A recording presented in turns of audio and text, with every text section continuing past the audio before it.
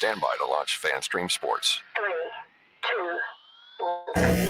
2, 1. Let's start. Hello, sports fans. Welcome to FanStream Sports. Nothing but pure sports. This is the JP Show. JP, it is so good to hear you back on the air. Stand by. Now, here's JP.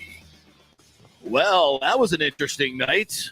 How was your evening, Buccaneer fans? Incredible. On this last day of March, suddenly another seismic rumble goes through the Tampa Bay area as Bruce Arians moves upstairs to become a senior advisor. And Todd Bowles is hired as the new Buccaneer head coach with a 5-year deal. And boy, do we have a lot to talk about and some of the best experts coming on the show to talk about it. Welcome to the JP Peterson Show on this historic day as the Buccaneers have a new coach. Their Super Bowl winning coach, Bruce Arians, moves upstairs. And everybody's talking conspiracy theories. And we're gonna have a really, really fun time today because we're going to get so many different avenues of opinion today. Greg Auman, who covers the Buccaneers for 20-plus years and covers them for The Athletic, will join us at 10:15. Scott Reynolds, been covering the Bucs for 27 years. Get great perspective from these two gentlemen from a local angle. Scott will join us at 10:30. At 11 o'clock, WFLA's Dan Lucas, been covering the Bucs for over 20 years, will join us. We'll get his take. And then at 11:15, a little national perspective from Sal Paolantonio of ESPN. So that's an all-star cast right there, Nick Geddes. What do you think, huh? That's a pretty good show. Think they got what they paid for today. You left out my perspective. Of course. And Nick's been working on takeys all night long. So, yeah, we're going to go through all of it, folks. I know there's so many narratives that are out there right now, and we're going to try to boil it down to a lot of different things and acknowledge, some of the most obvious things that people are talking about. Did Tom Brady force Bruce Arians? I don't think so at all. I would call it a natural evolution, and one that really puts the Buccaneers in tremendous position to succeed into the future. And I think, and I tweeted this out last night, that's one of the great things about what Bruce Arians is doing. I think he recognizes that maybe at this age and in the situation that has presented itself, that the best thing for him to do is move upstairs and be able to direct the team in some way from up there and let Todd Bowles and Tom Brady and Byron Leftwich and, you're leaving the team in very, very capable hands. And, how long was Arians going to coach anyway? We don't know that now that we have the successor already here and in place. So you get the best of both worlds. So I really think this was a natural evolution. I don't think anybody got pushed out. I think where they're extenuating circumstances, absolutely. And we're going to talk about those. But it doesn't necessarily mean that Brady forced Bruce Arians out.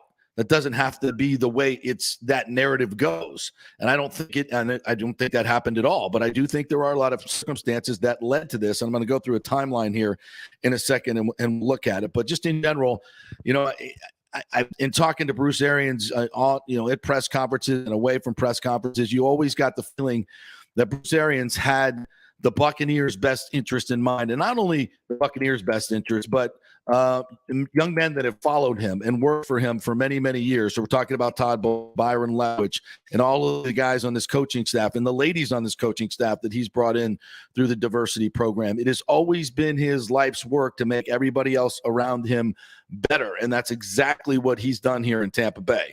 And he leaves this franchise in the best shape it's ever been in, with a Super Bowl roster and a Super Bowl quarterback who is ready to go to work and win another one in an environment that maybe is more conducive to what Tom wants. And if that's what Tom wants, that's okay. And it's not a shot at Bruce Arians. I think everybody wants to pit everybody against each other, and this guy's mad at this guy and that they can't work together. That's bullshit. No, that's not what's happening here. You got a lot of alphas that certainly are going to have a lot of different opinions, and from time to time there will be turmoil, as Levante David called it, and we'll get into some of that on the timeline. But there's good turmoil. There can be turmoil that leads to certain decisions that need to be made to move forward. And again, this is no shot at Bruce Arians whatsoever. He is the patriarch of this whole thing happening. This is exactly the way he wanted it to go. So to say this is negative in any way on Bruce Arians is completely wrong. It's not. But it is, I think, a natural evolution that puts everybody in a much better place. And we'll go through some of the quotes as well from Tom Brady and Bruce Arians and all the parties involved. I want to get your take on this, Nick Geddes, because I know you've been kind of stewing on this. That's kind of where my take is, and we'll talk about some of these circumstances. But when you heard this, what were your first thoughts? First reaction, I was sitting at a restaurant last night, and I just randomly picked up my phone. I said, "Holy crap, what's going on?" And I was like, "We gotta go. I got thoughts to take, and I can't do it here in the restaurant." So went home, and I'm reading everything, and of course, the reaction of everybody is clearly, "Well, this is the Brady rift. This is everything, right?" That's what everybody was saying. Right. I was more shocked by Bruce stepping away than I think I was Brady retiring, to be honest, the first time. Absolutely. That was my instant reaction to this, because it's March 30th at 8:30 at night. Mm-hmm. It was so odd the way it happened. And I started thinking about it. And then I read his statement. And Arians' statement? Arians' statement, the first one put out about the secession plan and everything. Mm-hmm. And I read that and I said, boy, isn't that exactly what Bruce Arians has said for years? Yes. And his actions have backed that up. And here's my take on this. We have been very transparent on this show about black head coaches, how hard it is to get a job and then get a good job. And when you get that job, you have a short leash, correct? Right. Todd Bowles, it makes so much sense. We don't know what the future holds for Tom Brady. As of this moment, he's here for 1 year at least, correct? He's not committed to anything beyond 1 year. Right. Why would you set Todd Bowles up to go to some crappy job, as Bruce said, or take over this one and not have Tom Brady? And to me, it's the most selfless thing that Bruce Arians could have done, knowing that he's already accomplished everything and then some in his career. So that's my take on it. And I know that there's a timeline to this that you're going to go over. And if you're one of those people out there that believes in that, by all means, there's plenty out there that you could twist all the dots together and get to that summation. But I'm going to choose to believe Bruce Arians because I feel like he's a straight shooter and he's earned for me to believe it. He really has. I think that's well said and well put. But it doesn't stop the fact that a lot of people think there's something nefarious going on here. And I think when you look at the timeline, how everything has happened, I get it. But I think both things can be true. And that's why I call it a natural evolution. And here's part of Bruce's statement. He said, "I'm appreciative of the Glazer family and Jason Light for having faith in me to take on this role." This is Bowles.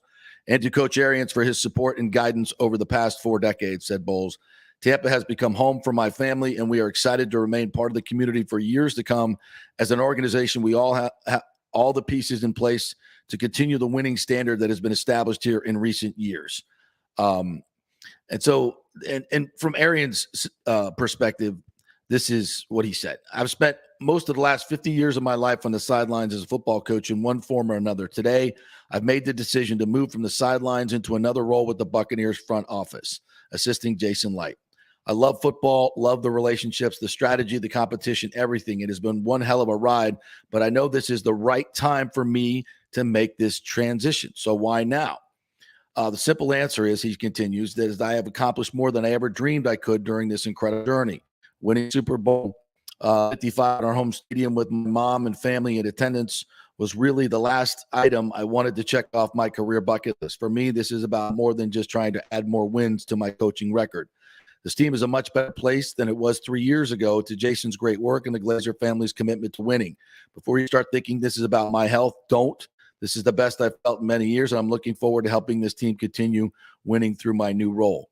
I want to focus on what I can give back to this incredible game that has provided me so much for me and my family. I really began thinking about personal transition plan earlier this offseason. I wanted to ensure when I walked away that Todd Bowles would have the best opportunity to succeed.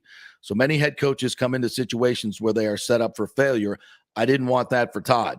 Tom's decision to come back, along with Jason and his staff doing another great job of keeping the core of this team intact during free agency, confirmed for me that it was the right time to pass the torch to Todd. I began conversations with Jason and the Glazer family a few weeks ago on a possible succession plan. Their understanding and support means the world to me. And he goes on and talks about how great a job that Todd will do. So, yeah, I think there you have it. And listen, Bruce Arians is not a bullshitter. He's not. He's always going to be candid and he's going to be honest. Now, is he going to come out and say, Tom and I had a couple arguments and, I don't know what happened there, but no, of course that's not going to happen. But did that probably happen? Of course. Of course, it happens in every locker room. It's healthy. You don't want a bunch of yes men around you. You don't want everybody yes, yes, yes in the head coach or yes, yes, yes in Tom Brady. You don't want that. And neither of those men want that. They want people that are going to challenge them. So some of that stuff is healthy. And I'm sure that's where all these reports came that were just blown out of proportion. Until a player or even another coach for that matter, not named Antonio Brown, comes out and this is Bruce Arians, then we can talk. Okay. Because as far as I know, that's the only player that has ever come out against Bruce Arians that really just disliked him. Right. Yeah. And Antonio Brown, I'm sorry, a lot of people dislike you. Yeah. Okay. So I put no stock in that at all. So, and even like Robert Mathis, so many of the players that have played under Bruce Arians yesterday, we're just talking about how him, like you said, he's a straight shooter, no BS. And that's why we loved playing for him. Exactly. And even the statement that Brady put out there, even if you could say he had that in the archives of the drafts, which I'm sure he did. Okay. I'm sorry. You don't put a well put together statement like that if you really hate somebody. Exactly. You don't. No, he doesn't. Listen, we reported that from the Super Bowl because I heard it all over there. Those things were going around, the specifics about him coming in and changing the redlining thing in the game plans. I think that was all just exaggerated. Did they have probably some disagreements about it? Yeah, but he's the head coach. Is he not supposed to have some input? So as I look at this timeline, I'll go back to December 19th. The Saints in the house and the Bucs struggle mightily, get shut out 9-0 in that game. They're 3 for 16 on third down. And it was, from an offensive standpoint, the worst game in Tom Brady's history. Then you move to January 2nd at the Jets. The Bucs are down 17-10 at halftime.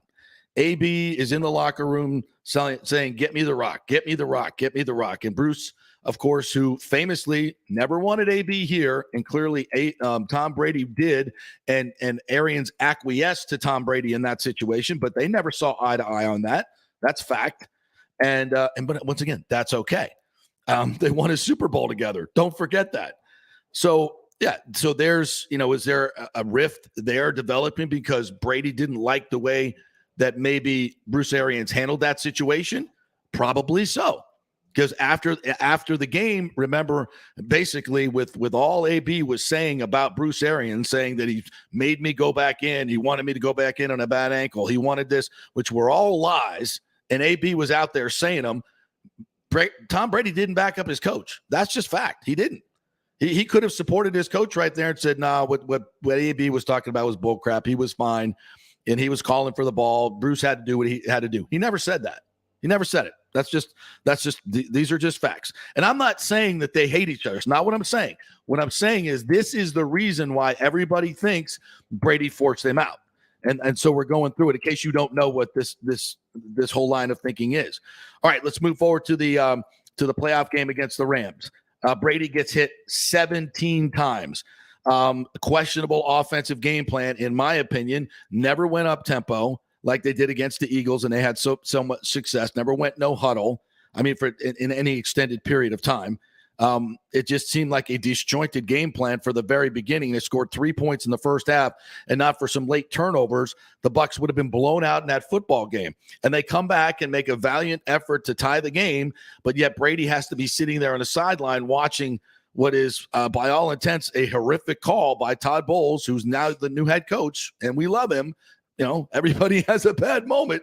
I think he would admit to that. And so this is the way the season ends, bitterly for Tom Brady. And in his head, an offense that's dysfunctional at this point. And why? Who's he going to blame? Himself? Probably not. So is there a rift? No. But is Tom Brady happy with the way things are going? No. Clearly he's not. He didn't win a Super Bowl. So what happens next? Well, he retires. Stunningly retires. What the hell? You're on top of your game. You're an MVP. Tom Brady was never going to walk away like this. No way. And then what did we hear at the Super Bowl? The door's still open. We're leaving the light on. There's a rift. Brady's not really happy. He thinks things are a little bit loose. It's not the Belichick way. He would like things a little tighter. Oh, Todd Bowles. Where did he learn? Oh, he runs a much tighter ship, a Patriot way. Interesting, isn't it? So people are putting all of these things together. And can you blame them? Byron Leftwich doesn't take the job in Jacksonville, probably more because of the GM that was there, but still is available to come back. And then what do we see? Brady decides to come back right before free agency. Jason Light loads up on everybody. They bring the brand back together. Everybody's happy, right? Brady goes to Manchester United, where there's no Bruce Arians in that meeting, and meets with the Glazers. A day later, he unretires. I mean, yeah, there's a lot of smoke here. There's a lot of smoke here. And Tom Brady, if there's one fault for him, is he could have put this all to rest himself. Exactly. He could have, but he doesn't do media. I don't think he likes doing media. No. He didn't want to speak to local media. I get it. And Tom Brady is smarter than all of us. We know he may think he's smart, but I think that what's going to happen is he's going to come back to that first week of OTAs, the first time he's speaking to the Tampa Bay media, and everybody's going to have these questions, and he's going to give yeah, that's in the past, we're in the new season, and it's dead for him. Yeah. That's it. And that's how he works it. All right, quick break. When we come back, the great Greg Auman's going to join us from The Athletic, covering the Buccaneers. Press conference today, by the way, Aryans and Bowles at 1 o'clock. Greg Auman next.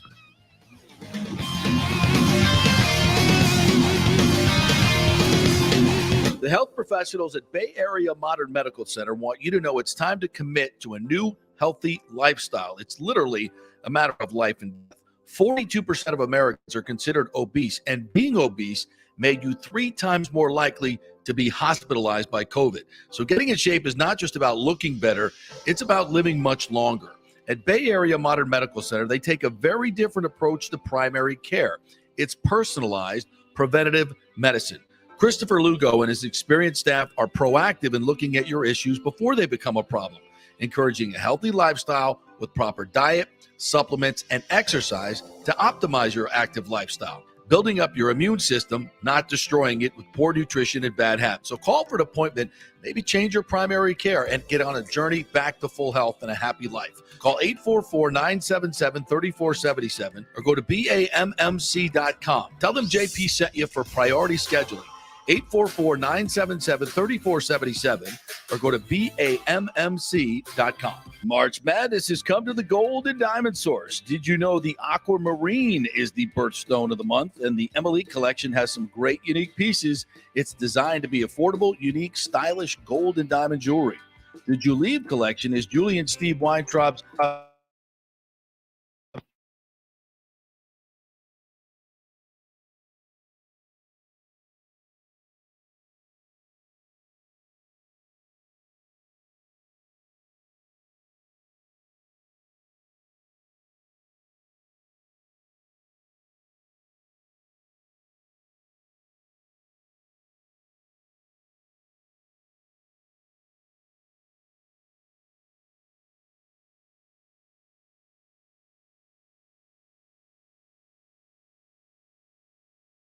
on Overton Road. Always online at thegoldanddiamondsource.com. Coming back at you. Now, more with JP on FanStream Sports. It's only just begun.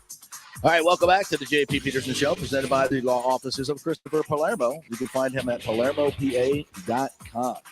All right, we are so pleased to have Greg Auman, beat writer for The Athletic, covering your Tampa Bay Buccaneers. And good morning, Greg. Just another easy week of reporting, right? Nothing major going on here with your Tampa Bay Buccaneers. How are you? Good. Yeah, just a couple major surprises every week or two. So, what was your first thought when you heard this announcement last night? Where were you and what were you thinking?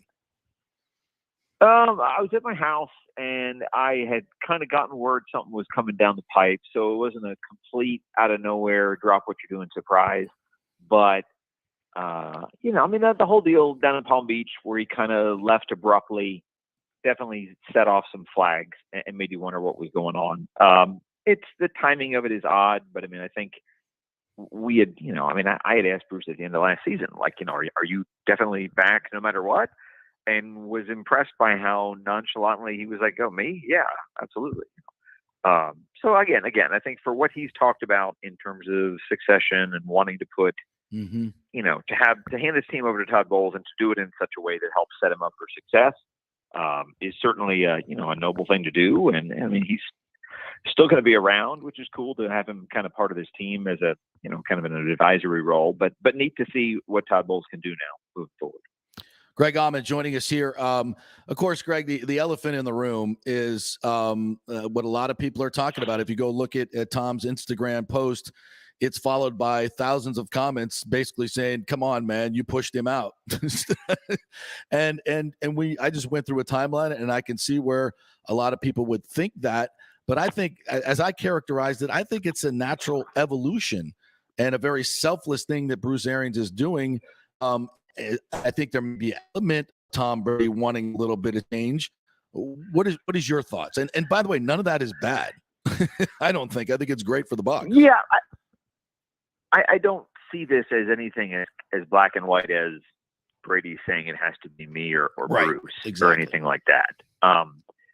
Again, the timing of it is odd. I do think like just the delay between when Brady was back and Arians told him and when they announced it now is curious, just because, the Bucs convinced a bunch of free agents to come back, and Bruce knew he wasn't intending to be the coach and didn't tell those guys that. And I think part of his ease in doing that is knowing that Todd Bowles is very well respected in this locker room and is to some extent an extension of the values and relationships that Bruce has with his guys. It still feels less than transparent, I guess. But like I said, I'm not. This is going to be gas on the fire of Brady wanted Arians out. I get that. I still don't think that's the primary reason or the driving reason for why this is happening. I would agree with that, and I think also it is just like Bruce said in his statement, a very a natural thing for him to hand it over to Todd Bowles and set him up for success. And pointing out that that's not what always happens, especially for black coaches. They usually get put in some very, very difficult positions. So talk a little bit about that aspect and how that just adds to the legacy Bruce Arians has brought to this job. Yeah, I mean, like I said, like you said, it's a fairly selfless thing to do in that you're giving up, again, Bruce was willing to come back or told us he was willing to come back without Brady. And like he said, kind of go with Blaine Gabbert or whoever the quarterback is, just to show him. So I think there's a part of him that was willing to coach and ready to coach. So to get Brady back, would be just gravy. And I see a lot of people saying, like, why would you give up a year with, again, Tom Brady coming off of a 5,000-yard season with 40 touchdowns and all this kind of stuff. I definitely felt like when Byron Leftwich was close with the Jags, and didn't take that job, that you were worried that there's a situation where Brady isn't back and the team takes a step back this fall and they get to the point where not to sustain success, and you worry that Bruce wouldn't have had the clout to name a successor or to ensure that he had a role in deciding who takes over this team, as kind of a final thing to do for the guys who have been there for him his entire coaching career, and guys like Bowles and to a lesser extent Leftwich. So I was aware of that and felt the concern for the possibility of that. And this is a really neat way of setting Bowles in motion. It's kind of like you're giving the guy the car with a full tank of gas instead of giving them the car with maybe some transmission issues. And it's your car, but it might need some work. Yep. I think that helps him. And I think Todd will be appreciative of that. Greg Auman joining us here from The Athletic. I love what you wrote today and bringing a connection back to Doug Williams and Todd Bowles and what this means for black coaches, and obviously the rich history there with Doug Williams as the first black quarterback to win a Super Bowl. I mean, the kind of the symmetry here is almost eerie. Talk a little bit about that connection. Yeah, it's a neat deal. And then obviously Doug here, Doug went to Washington from here. Todd Bowles there, won a Super Bowl with Todd there. And it's a really cool thing when, Todd Bowles, I think, thought about being a coach, but one that was uneasy about it. And Doug kind of forced him into it. I mean, Doug took a job at Morehouse. Bowles had never been a coach. And basically Doug kept calling him up and saying, you're going to be my coordinator. And he's like, Doug, I've never called plays. I've never been a coach. And basically just hounded him until he took the job. Recognized that Todd was such a sharp player, he would naturally be a good coach. Saw that coming 20 years ago. And can now step back and enjoy that. And I think Doug, like a lot of us, didn't think that Todd necessarily had an ideal situation with the Jets. Won his first year, was almost in the playoffs, and then took a step back and didn't have good teams for 3 years. Had 4 years to try and right the ship under really difficult circumstances, but couldn't. Mm-hmm. So, I think Todd has used these last 3 years. I think there have been ups and downs here for his defense in Tampa, but they won a Super Bowl, and a big part of it was his defense dismantling a tremendous Chiefs offense and keeping them out of the end zone for an entire game when it was the best offense in the NFL. So I think to see that result in him getting the shot he has now, a 5-year deal, starting with Tom Brady at quarterback and all the expectations and optimism around this team, is a really great way for things to work out for Todd and for the Bucs. Greg Auman joining us here, and we could further that, and I'd love to get your take on this. How do you think that Todd Bowles will do this time around? And thinking of it in this way, he's tremendously beloved by his players. We know that. And it really does, I think, make this a better team, quite frankly. I think that maybe there's a little something to the fact that Bowles would maybe run a, quote, tighter ship than Arians. I think Arians might bristle at that, to be quite honest, but there have been talk of, Tom wanting more of the Patriot way. But I think, again, natural evolution, I think this works best for the Buccaneers. What do you think? Yeah, I do think that. And I think Bruce had a lot of success running the exact ship he ran. So I don't think that's something that has to be overcome necessarily. Right. I feel like you have a lot of the same situation where you have Bowles as head coach. I think Byron Leftwich is very much going to have the trust and the autonomy to run this offense the same way Bruce did with Todd on the defense. In that, you have that weak side coordinator who's not on the natural side of the head coach, and there has to be a trust there. And I think they have that. Byron, as much as it was seen as running Bruce's offense, was the play caller, will be the play caller. So there's some continuity with that. I'm sure Bruce is still going to be in the building. He's still going to have influence, but probably not the same way he did as a head coach. So I'm curious to see how this is a different team, how this team takes over Todd's personality. I think we've enjoyed Bruce and the candor and the colorful quotes we've gotten from Bruce. Todd Bowles is a funny guy. Yeah. I think it's a different humor, but to talk to Todd, he's got stories. He's got really good lines. He's got a deadpan delivery sometimes. I've enjoyed the time we've had with Todd, and I'm looking forward to seeing what he's like as a head coach, obviously dealing with him a lot more, talking every day during the season, before and after games. And there have been some comparisons, and I hadn't thought about it, but I have to say I think they're accurate, to Tony Dungy with Todd Bowles. And the more I look at the two of them, I'm like, yeah, they're very, very much the same guy. What do you think? I think in terms of what's neat is there's a very low-key, even keel, get the same guy every day. Yeah. Doug talked a little bit about this morning. Doug talking to Todd last night, the night that he gets a 5-year deal to be an NFL head coach. And he said he's the same guy. Like he said, you talk to him after a win, after a loss, he's able to very much have the same demeanor. And I think that's a calming thing for players, for coaches around him, that they know what they're getting every day. Mm-hmm. I think you had that with Tony. Again, it's like, Todd, I think Todd can certainly get angry. I think we don't see that in a front-facing thing. We don't see him. But I think there's emotion in him. I think there's, absolutely an urgency to him at times. But I think he's very good about maintaining a composure and a calm when he's talking about things. We saw that in good and bad these last 3 years, and obviously we'll see a lot more of it here. As a head coach, as a guy who's in front of the camera all the time now. Hey, last thing, Greg. What is Bruce Arians' legacy going to be? I think, and I've said this, that we don't win the Super Bowl. Bucs don't win the Super Bowl without Bruce Arians, because Brady's not here if not for Bruce Arians. I think the reason he chose Tampa Bay, one of the big reasons, not only the weapons, but when he looked at the other coaches, maybe in San Diego and maybe some other places, he called around Manning, Roethlisberger went and said, "What about Arians?" And he got glowing reviews. So I think that's his legacy.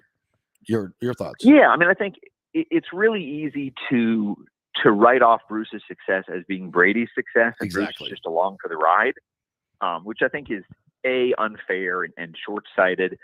And I think even the fact that, like you said, even the fact that Brady's here, he's here because of what Bruce and what Jason Light built in Tampa.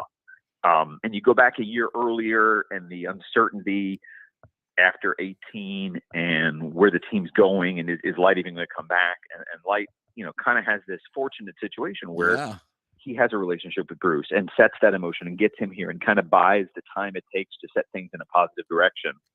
And that obviously accelerated with Tom Brady. Mm-hmm. But this was very much a team that had, Bruce's imprint on it. I think they, as much as we talk about them picking up on the optimism, the confidence, and all the things that make Tom Brady a winner, Bruce was an extension of that too. So I think he leaves with the best winning percentage of any team, any coach in the team's history. The numbers are crazy. I mean, Bruce had 5 playoff wins in 3 years, and the Bucs in their first 43 years had 6 playoff wins. Crazy. So again, in terms of changing a franchise and doing things that the team was really so far removed from for more than a decade before Bruce got here, you have to give him credit for, certainly being a part of things with Tom in changing the expectations for this franchise and where they are even now for Todd Bowles moving forward. Great stuff. Greg Auman from The Athletic. You can follow him on Twitter at Greg Auman, his name, and always follow his writings on Athletic. Great article today with Doug Williams mentioning Bowles in that as well. Thanks, Greg. Appreciate it. Oh, no problem. Have a good one. All right, break. When we come back, we'll get another great sense of perspective from Scott Reynolds, covering Buccaneers for 27 years. And now Todd Bowles is the next head coach here. And what about the situation that brought this to bear? We'll talk with him about that, get his perspective when we come back. March Madness come to the Gold and Diamond Source. Did you know the Aquamarine is the birthstone of the month, and the Emily collection has some great unique pieces. It's designed to be affordable, unique, stylish gold and diamond jewelry. The Juliet collection is Julie and Steve Weintraub's exclusive, one-of-a-kind, award-winning collection of the world's finest diamonds and rare fine gemstone jewelry. Don't forget, they have 0% financing and the Diamond Savings Account, where your diamond never loses its value. You can upgrade at any time and get 100% of its value towards a new purchase. Do you have any old jewelry, broken jewelry, just lying around? Well, bring it in and get top dollar and get even more value if you use that money to buy something new or just take the cash. Shop local with the folks who support our community in so many charitable endeavors. It's the Golden Diamond Source, just a short 15-minute ride from Tampa, just over the bridge on Ulmerton Road. Always online at thegoldendiamondsource.com. The health professionals at Bay Area Modern Medical Center want you to know it's time to commit to a new healthy lifestyle. It's literally a matter of life and death. 42% of Americans are considered obese.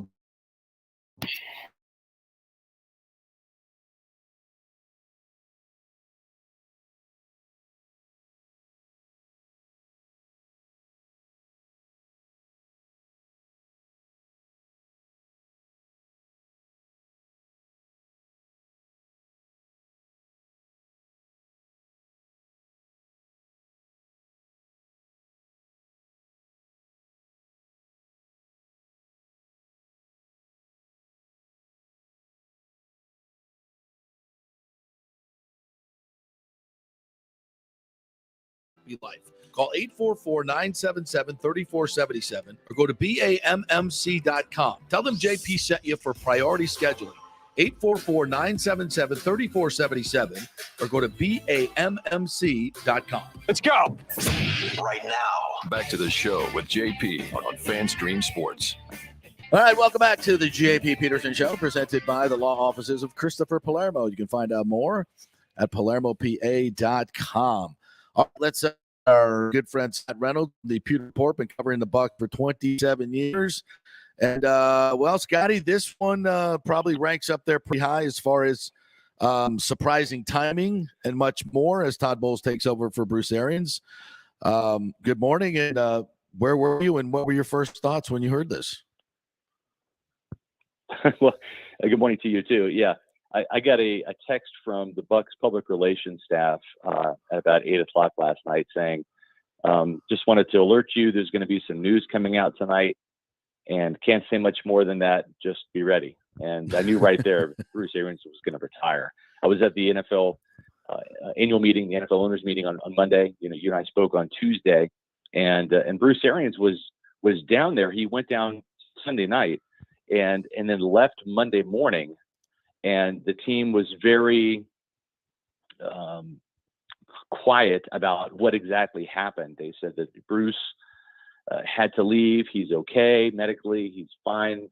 It just he had to attend to a personal matter. Now we know what transpired. There was the conversation apparently with with Todd Bowles on Monday about him becoming the next head coach for the Buccaneers. And of course, Arians missed the NFC coaches roundtable with the media on Tuesday because he wasn't going to be a head coach anymore. We didn't know that at the time, but that's really what it's down to.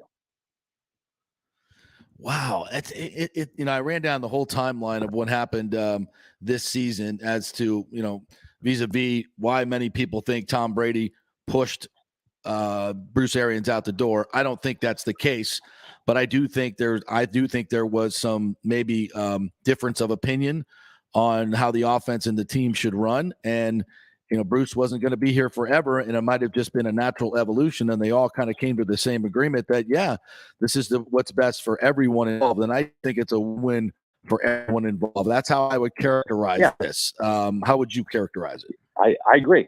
No, I think you're exactly right. And I think the timing made sense. I don't think that this was something that Bruce Arians was forced to do. I think he saw a great opportunity. It aligned with his value system. And it just, maybe it wasn't exactly, when he was thinking about it or contemplating about it, but when the idea originated, whoever's idea it was, whether it was Arians, whether it was the Blazers, whether it was Tom Brady, whoever came up with the idea, everybody got on board with it. And that's the important thing going forward. I think if that wasn't the case, Bruce Arians would be near place. He'd say, see you later. I'm heading back to Lake Oconee and enjoying retirement.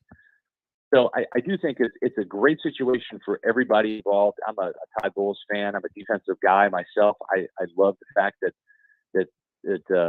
strategically it might not make sense, JP, because the offensive coaches that they're kind of the soup du jour in the NFL. They have been the last couple of years. But you go back to the Super Bowl, right? I mean, Tom Brady threw 3 touchdowns, and the first quarter was the Super Bowl MVP. You could make a very strong case that Todd Bowles deserved to be the MVP, holding Patrick Mahomes to just 9 points and out of the end zone. So I do think it's a win all the way around. And I will say this, and I'm not trying to be a conspiracy theorist or whatever, right? But the thing is Brady knows what he's doing, as much or more so than even Bruce Arians. Arians, of course, is going to be 70 this year. He's coached more football than Tom Brady has even played at age 44, almost 45. But the thing is this.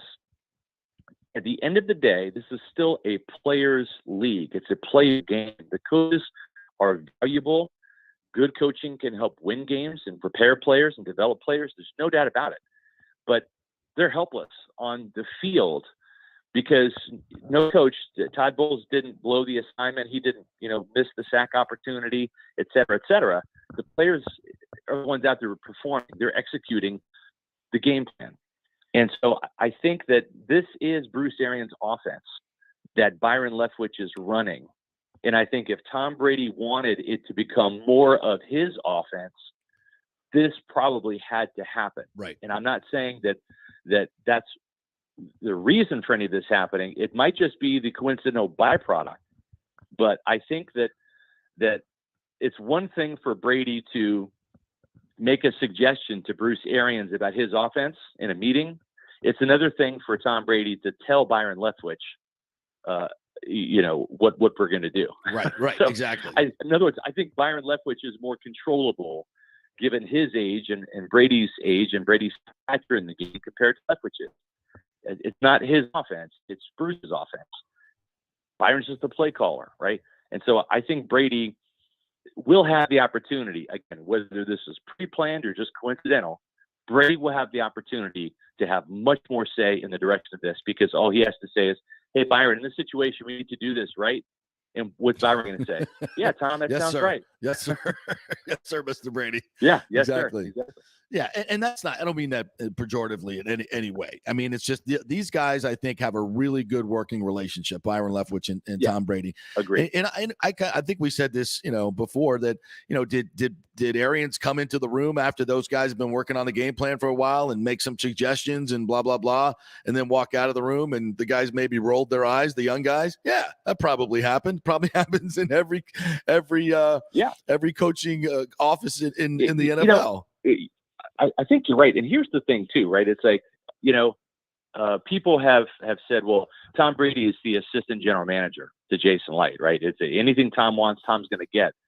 And my whole thing is this: when you have perhaps the greatest football player in the history of the game, right? And he's the greatest quarterback, but I'm just saying, in terms of, if you're going to say the greatest football player of all time, I don't think we're out of line putting Tom Brady in that mix. And I'm a defensive guy, so, apologies to Reggie White, et cetera, but I'm just saying Brady is that. He is a football icon, one of the smartest football IQs.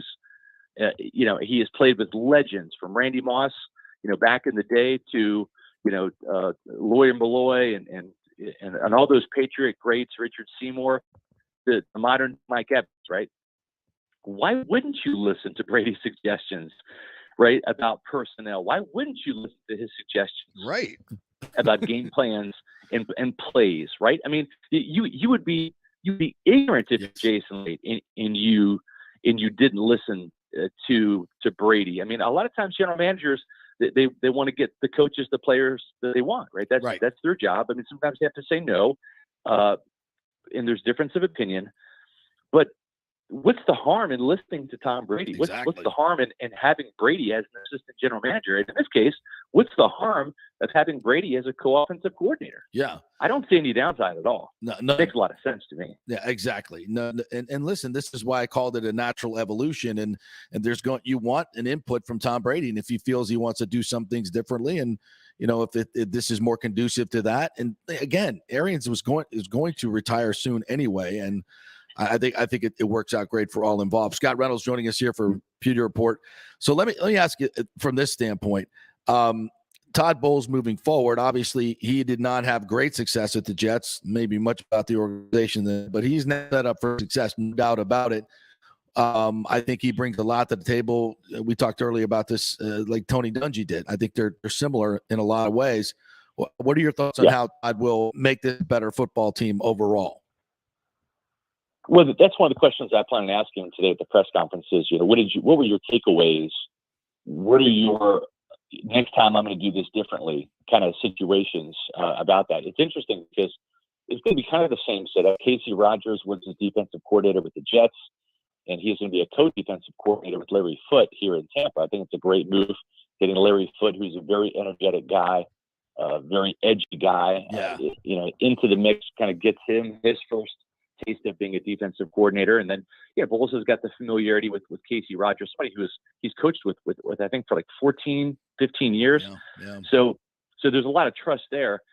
I think with Bowles, it's really good and it's really bad. Go back to the John Gruden trade, right? That first year, right? It's 12-4 out of the gate, JP. 12-4, you win a Super Bowl in your first season as head coach. And of course, at the time, John Gruden could have been the mayor of Florida, or the mayor of Tampa, the governor of Florida. I mean, he was a rock star icon. It was like, a number one hit out of the gate for a recording artist. Right? And then the tough thing becomes the follow-up. Right. So I hate to say it, but this season, whatever happens, whether the Bucs win a Super Bowl, whether they fall short, whether they, win 14 games, 12 games, 10 games, whatever, right? I hate to say it, this might be the best it's going to be for Todd Bowles' run. Oh, yeah. You know what I'm saying? And so it's like, it's good because he's going to get some agency. He's going to get some traction out of this year, and that's going to be good. It's going to be great, actually. But a couple of years from now, when the Buccaneers, and they might still win the NFC South for a couple of years now. I mean, they've got enough talent. You look at the landscape. I would bet money they're going to win it this year and next year, even if friggin' Blaine Gabbert or Kyle Trask is the quarterback, because of all the Pro Bowl talent they have. And the NFC South is in shambles right now. So, but the thing is this year, whatever happens, it's going to be hard to follow that up. It's not to say that they can't win another Super Bowl down the road, or maybe they even go back-to-back Super Bowl champs. I don't know. But you want to have some kind of success, and I think that's the good thing for Todd is he's going to get off to a really, really good start. and then we'll worry about the follow-up single and the next album after that. But he's going to have a number one hit out of the gate here. That's good for him. He's got a damn tight band behind him. There's no doubt about that.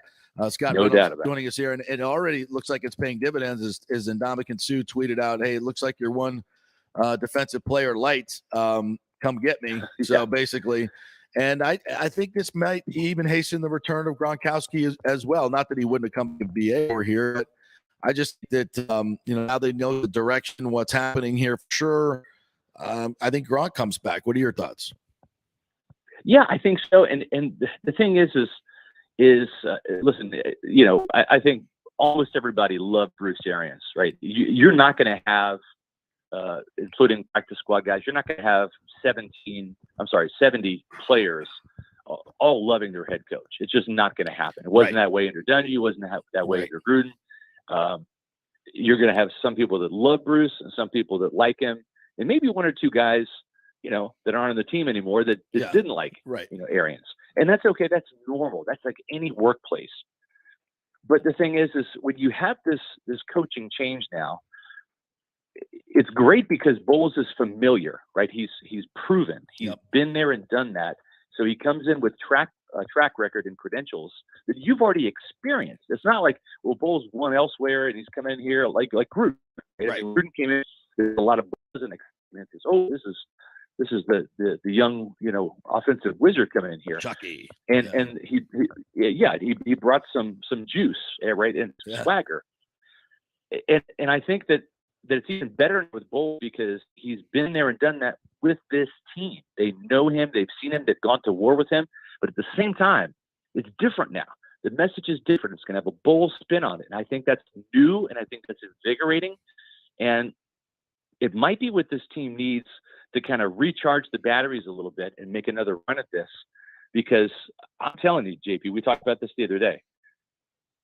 That loss to the Rams, probably the second worst loss in franchise history. Oh, yeah.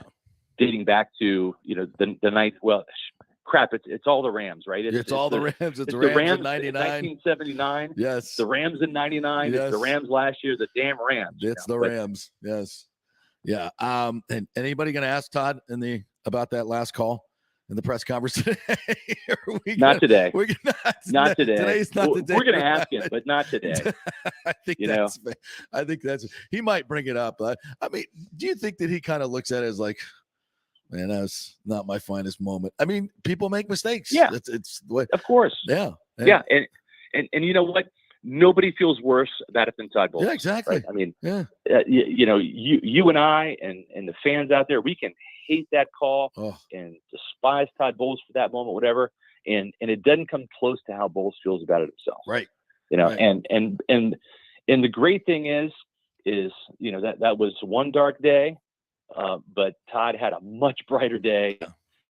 Raymond James Stadium in February of 2021 for the 2020 season, winning that Super Bowl. Right. So to me, that particular day is sandwiched in between Super Bowl victory and becoming, the next head coach of the Tampa Bay Buccaneers. And in this case, the bread's better than the meat. That's right. And if we're all being honest, that wasn't the reason they lost that game. they had a lot of other issues in that game as well, and they tipped their cap. I don't know. Maybe score more than a field goal in the first half, right? It wasn't a good day for a whole lot of people on that particular day. So Correct. Not just Todd Bowles. All right, Scotty, great stuff as always. I know you'll be at the press conference. I'll be there as well. Should be very, very interesting. And I don't know who gets more questions, Arians or Bowles. Yeah, and it's going to be interesting, right? This is a weird dynamic because you're going to have Bruce Arians, who is a coach. Yeah, he's a coach. That's what he is. It's in his blood. You're going to have him on the sidelines with Jason Light and Todd Bowles. And I know that BA and Bowles worked together for years, dating back to when Bowles was coached by Arians at Temple as a player. Right. But there's always been that subordinate role that Bowles has had. And I just wonder if Arians is going to be able to help himself and control himself on the sidelines during training camp, without blurting into things. At least I think Jason will have to kind of be the get back coach, right? You always have to get that coach on the sidelines. Coach, get back. Right. Jason Light might have to be Bruce Arians' get back coach on the sideline. Yeah. to keep him muzzled up. Let Bowles run the show. So I'm sure you'll have guys that'll have a lot of stuff later on today on Pewter Report. Tell us about it. Yes, pewterreport.com. We've got 5 stories up just from last night about the whole coaching change, and we'll have more coming later today and through the weekend. I've got my SR's Fab 5, which I'm writing about Todd Bowles and this massive TV change over there in Buccaneers Place. So stay tuned to pewterreport.com. I also have a podcast at 4 o'clock today, folks. 4 o'clock on Pewter Report TV. That's Pewter Report TV, our YouTube channel. And we ask you to subscribe to that. We do podcasts Monday, Tuesday, Wednesday, and Thursday at 4 o'clock during the off season. And then you can follow us on social media at Pewter Report on Twitter, Facebook, and Instagram. It's all there for you. Scott, really appreciate you coming on such a busy day. And we'll chat with you next week and see you in a few minutes. Anything for you, brother. Thanks, appreciate it. The great Scott Reynolds there. All right. Anything grab you on that? I think, nobody has a better pulse on this team than Scott does. He does a great job over there. I think we've all kind of agreed how this whole thing went down. Yeah, I think we've got to the crux of it here. And like I said, I believe the people that are that are closer to the building, they're the ones who are thousands of miles away. Right. Who I think they're all speculating, just like we all were for 40 days, right? Yep. There's no shame in that by any means. And like you said, if you put the timeline out there, even Greg admitted it, like you could see how people could have that opinion. Absolutely. But and I think there's a smidgen of truth there. There's probably a smidgen of truth. When there's a bunch of smoke, there's bound to be a little bit of, it's just how big is the fire. And I think that, mine's a little hand warmer fire more than anything. I don't think we're tearing down houses here over it. Look, every business goes through evolution. There's certain circumstances come up and everybody looks around and goes, this might be a better way to do this, with all the things that are developing and, the career stages of everybody involved and who's doing what. Let's look at this option. I think that works best for everybody. And I think everybody goes, yeah, you know what? I think it does. Bruce Arians may be looked at as the loser here. I don't think at all. No, I think he looks like the big winner in all of this because his vision of succession played out perfectly. And he leaves the Bucs in a much better place. He gets to, take a nice move upstairs, less pressure, all that. I mean, it couldn't have worked out more. He won a damn Super Bowl with Tom Brady. I mean, how can he look? How does it not look anything but positive for him and his legacy that he leaves with the adversity? He took the risk. He took the risk out of the Bucs having to bring in other people to interview whenever he steps down, because he said that I was going to retire in February anyway. This was it for him. Right. So last year of his contract anyway. We expected 5 years. I mean, you shouldn't have been surprised by that fact. But yeah, what he did, we talk about all the time. A lot of people say they're about diversity and they're about these things. Bruce Arians is one of the only in the NFL, I think, that's about that. Right. He's always been about that, and that is his legacy. And I get to see Todd Bowles. And listen, I've said on this show before, I don't think of Todd Bowles necessarily as a head coach, not because of what happened with the Jets. I think he got a bad shake there because, he coached into a 10-6 record for crying out loud with Ryan Fitzpatrick. Right. Okay. It's not that. I don't think he's just a bit too quiet for me, I guess I'm going to say. And I understand there's multiple head coaches who have been like that. He's a dungy demeanor. He's a dungy demeanor. Yeah. But hey, and that's okay. It's fine. We'll see how it goes. But as long as you have other guys on the staff, and they do, like Larry Foote. And with the players in place here, I don't think it's a hard coaching job for that many, to be honest. And it keeps the continuity together, which I think is important.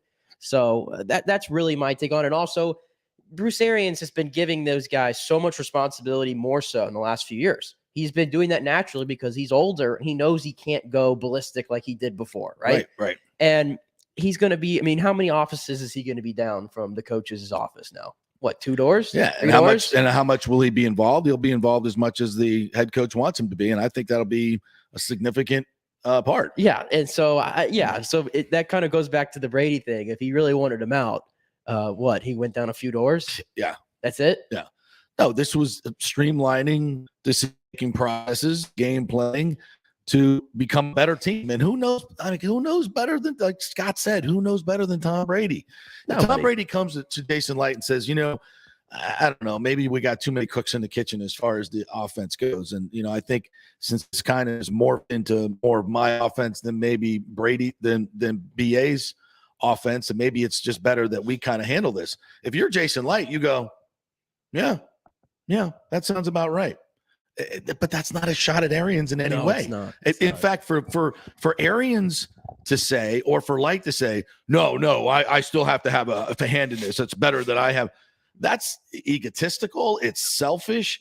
It's not what's best for the company. It's just not what's best for the company. And somebody has to, be perceived as, I guess, maybe a loser, but that's not what this is.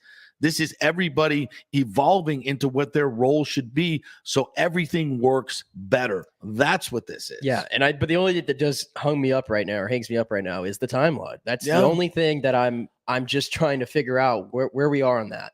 It is it's so interesting to me. It's so late in the game for this. I think it wasn't. Again, I keep coming back to this word, evolution, and and that's why I went through the timeline.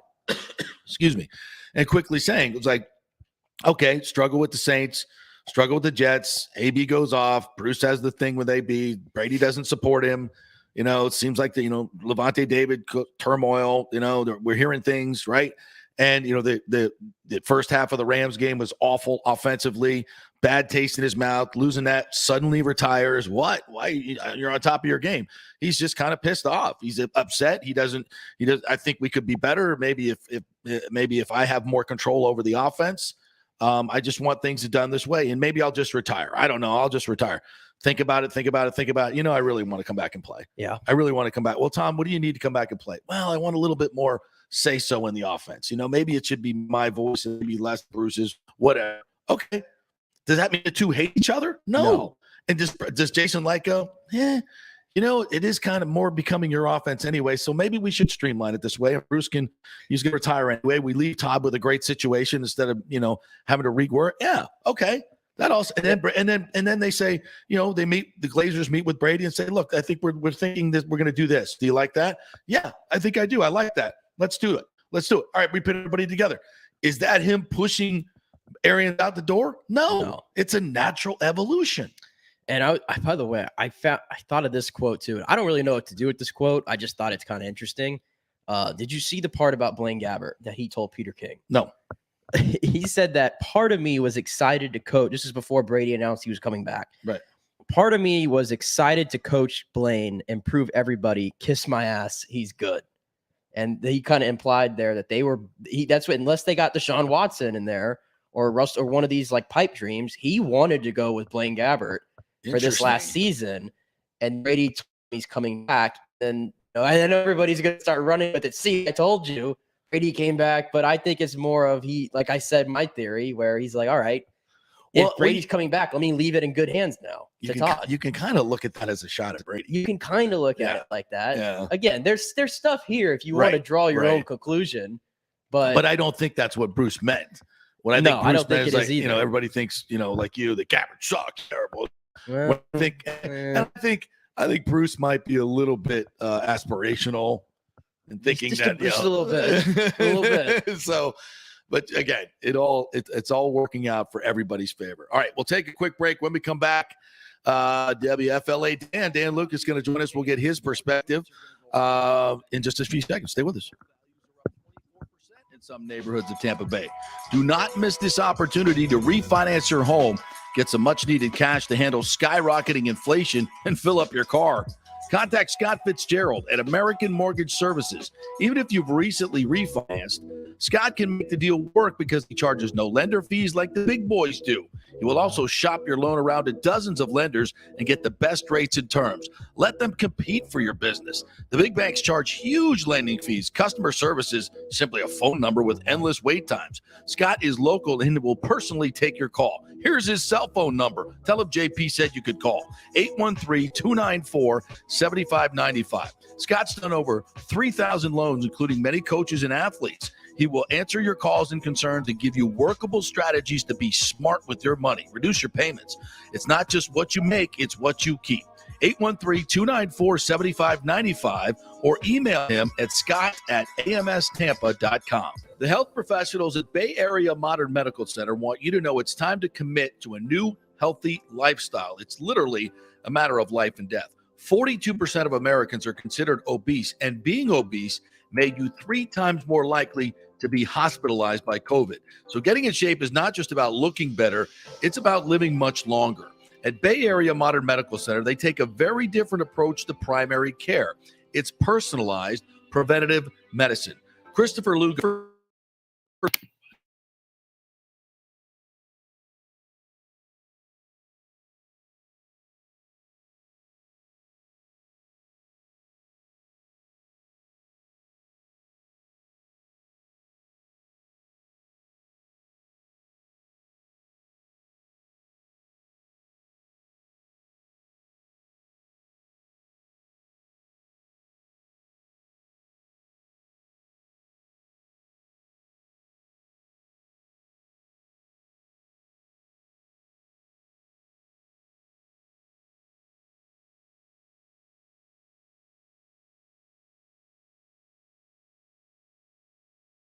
Is it becoming an eyesore? Have you contacted the builder and just can't get any relief?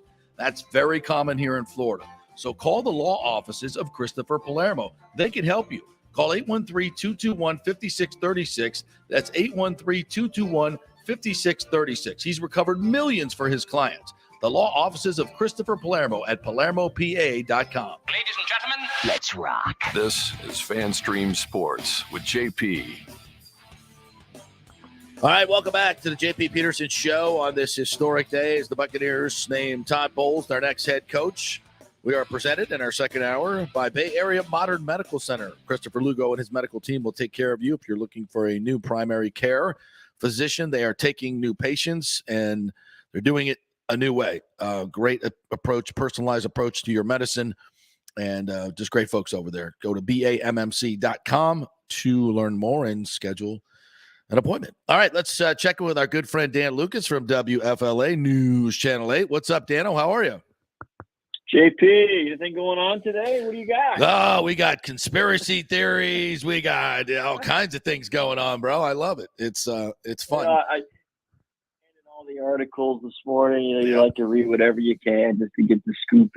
And in the middle of all this, I see Antonio Brown still hasn't had his surgery yet because the team hasn't signed him. And I just think I don't know. I feel like the guy's writing a movie about himself. This is the screenplay. We're all in the movie. I have sworn off all AB social media. I'm not paying attention to him anymore. We're not mentioning him in the show, but it's always a nice little side Sorry, show. I violated. Yes, you did. Yeah, we have so much more. I mean, next we'll be talking NBA for God's sakes. No. All right. So where were you when you heard the news, and what was your first thought? I was at the station, and yesterday was a fairly slow day, right? And so we had stuff prepared for 11 o'clock, and I was getting ready to put my feet up and watch this U.S. World Cup qualifier for an hour or so, and glance over, I saw the Peking tweet. I had to do a double take, and then of course I'm like, okay, this is saying what I think it's saying. And I click it, read it, and I'm like, oh my God, here we go. And then all of a sudden it caught fire right after that. So I mean, I retweeted Peter King. By the time I did that, it was now the who's who is reporting it. So it came. It's funny. Am I surprised? It hit me last night. It was pretty shocking. But when you sit and think about it on the surface, it shouldn't be shocking that. It was going to happen at some point. So when it does, you can say you're surprised, but you can't. This was the direction the franchise was headed in. So for me, it becomes a timing question. Where everybody's intentions, what they say they are, and to get this transition in place now to keep the franchise viable beyond next season. So that's my question. So that was my first reaction. Yeah. I think I actually tweeted it out when I got back from the Super Bowl that I wouldn't be surprised if this actually happened but I thought it would be Byron Leftwich taking over because, it seems all the hires are offensive guys these days. But I guess, Bowles having head coaching experience and being more of an elder statesman, is that why you think the Bucs went with Todd Bowles instead of Byron Leftwich? The thought was in my mind that it was always going to be Bowles because of the contract extension that he was offered or that he got last year. So I when he signed that, I go, well, here's the heir apparent. Yes. Or, and then I didn't give it much thought. My thought on Byron was that he deserves a coaching job somewhere, his own job somewhere. Right. And so when he became a serious candidate in Jacksonville, I was actually excited for him. Yeah. And the way that fell apart was very disheartening. Yeah. And then selfishly, you're like, oh, well, you know what? At least the band stays together for the Bucs offense. Exactly. And in a way, I think maybe that played into the timing of this transition, the fact that Leftwich did not leave the organization. So on the offensive side of the football, you can have a lot of continuity. Right. And then, of course, the Brady announcement, to me, got the ball rolling on this transition. And so I think it's one of those, let's do it now, until this thing gets blown up. And Todd Bowles is in a position where, what happened to him in New York, where you're not dealing with chicken salad anymore. Right. You know what I mean? Yeah. So that's what I thought as far as Byron goes. And I still think that Byron Leftwich deserves to be a head coach. And so does Eric Bieniemy. Guys that I don't know why, there are young coaches were hired. I'm happy about that around the league, but I don't know why these two guys are not head coaches. Yeah, it's boggling, mind-boggling. Dan Lucas joining us here. All right, so the elephant in the room, and I've certainly contributed to this. Going out to the Super Bowl and hearing all these, credible people talk about this rift between Brady and Arians, and I do believe there was some disagreement there. I don't think, and why wouldn't there be after the performance against the Saints, the first half performance against the Rams? The offense was not good against those quality opponents. So I don't think Brady was happy with it at all. He's a pretty competitive guy that's just in. And I think that this offense is kind of more evolved into more of a Brady offense than maybe an Arians offense, because Arians allowed that and was smart to allow that and shelved his ego. And I look at this not as Brady forcing him out, but I do think this is what I've been saying all day is a natural evolution. I think they looked at the hierarchy and said, I think this is a better way to run this deal for everybody. And I think, and that just speaks to Bruce Arians more than anything, that he leaves it this way. Your thoughts? I agree with that sentiment. I think I know you and I had a couple of messages last night, and I said I'm not really buying into the Brady's forced Bruce out theory. Right. That insinuates you're talking about two type A's that just can't get along. That I don't think that it's that at all. I do agree with the fact that maybe this has evolved a bit with Brady's arrival. And even Bruce Arians, who's seen everything, didn't see this coming. The fact that, man, I got a head coach as my quarterback, pretty much. Right. Yeah. And so you're going to have a collision of all companies. Yep. Have people at the top that have collisions of ideas, and it's how they come to a consensus and move forward that makes the company successful. I don't think Bruce is leaving bitter. I think that he's falling on the sword, for lack of a better term, because he sees the writing on the wall. Yep. And he's, let it be known that he's probably not going beyond next year. And so I think I think the Buccaneers mean something to him. I really do. I think the franchise that gave him another chance, pulled him out of retirement and set him up for his ultimate dream, I feel he owes him.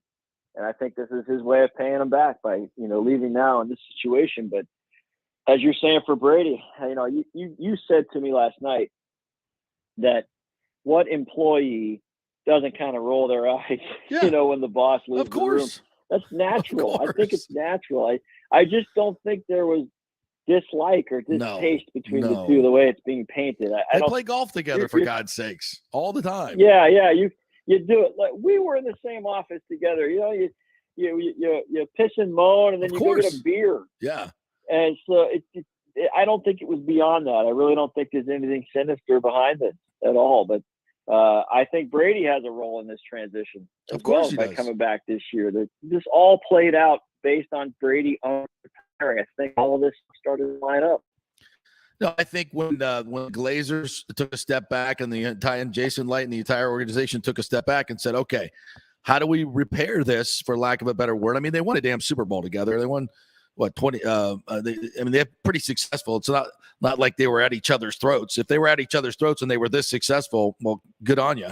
But it wasn't that. It was just, I think it was healthy disagreement, but this is the way you move forward. And I do think Todd Bowles and this new hierarchy with maybe Brady having more control over the offense is a good thing. I just think this works way better for the Buccaneers, and that's no slight at Bruce Arians. How do you think Todd will be, and what qualities does he bring to the head coaching table that will be, say, maybe a little different than what Arians did? Well, the first thing is you just hit the word different. I think the situation is different. I think Todd Bowles is different. And we all in our careers, we grow, we make mistakes, we learn, we move on. And the Todd Bowles is in this game for a reason. Football, all sports, when you get into the coaching world, if things don't work out, you become the punchline. And it's low hanging fruit to just rip on a coach, in my opinion. That guy sucks. Right. That's not no, he doesn't. And you know a lot of coaches, different sports, players in different sports that fans thought sucked. Right. And that's not the case. Getting fired does not mean you're a bad coach. I think Bowles is ready for his second chance. Remember, he knows his own history as well. Mm-hmm. And if he can succeed with this team, particularly beyond whatever happens in 2022, because at some point it's all going to turn over. And if he can keep it competitive and ready to take the next generation, then that's awesome. And so this is Todd Bowles' challenge. Take this team that's an all-in again, see what they can do, and then let's get it to the next generation. Brady, no matter what he does, he's a bridge to Kyle Trask. So if I'm behind the scenes, I'm Bruce Arians, and Kyle Trask needs to be in the golf cart together every day. Exactly. And another great benefit. If I'm Bowles, I make that happen. Another great benefit to this whole setup. Arians now can almost devote himself to developing Kyle Trask as a great quarterback in this game. I mean, isn't it great to have a coaching staff that has the quarterback whisperer as essentially their quarterback coach? He didn't have to really need to coach the starter, but he can start working on the next chapter. I mean, again, advantage Buccaneers. Yeah. And remember this, JP, the Bucs organization, the Glazers over their time, the Sons, Darcy as well, when they eventually took over the full-time role from their father, they do nothing on a whim. I know sometimes it seems that way, but they are calculated, and they like to launch plans before they pull the trigger on anything. So they were involved in this. The entire front office was involved in this. Tom Brady was involved in this. Bruce Arians was involved in this. I don't think there's anybody taken by the events that came. I think this is a deliberate move forward by the franchise. It was agreed upon by all parties. Yeah, I think it works for everyone. Dan Lucas joining us here. So, Dano, you're going to the press conference, I imagine. What is the question that you want asked and answered?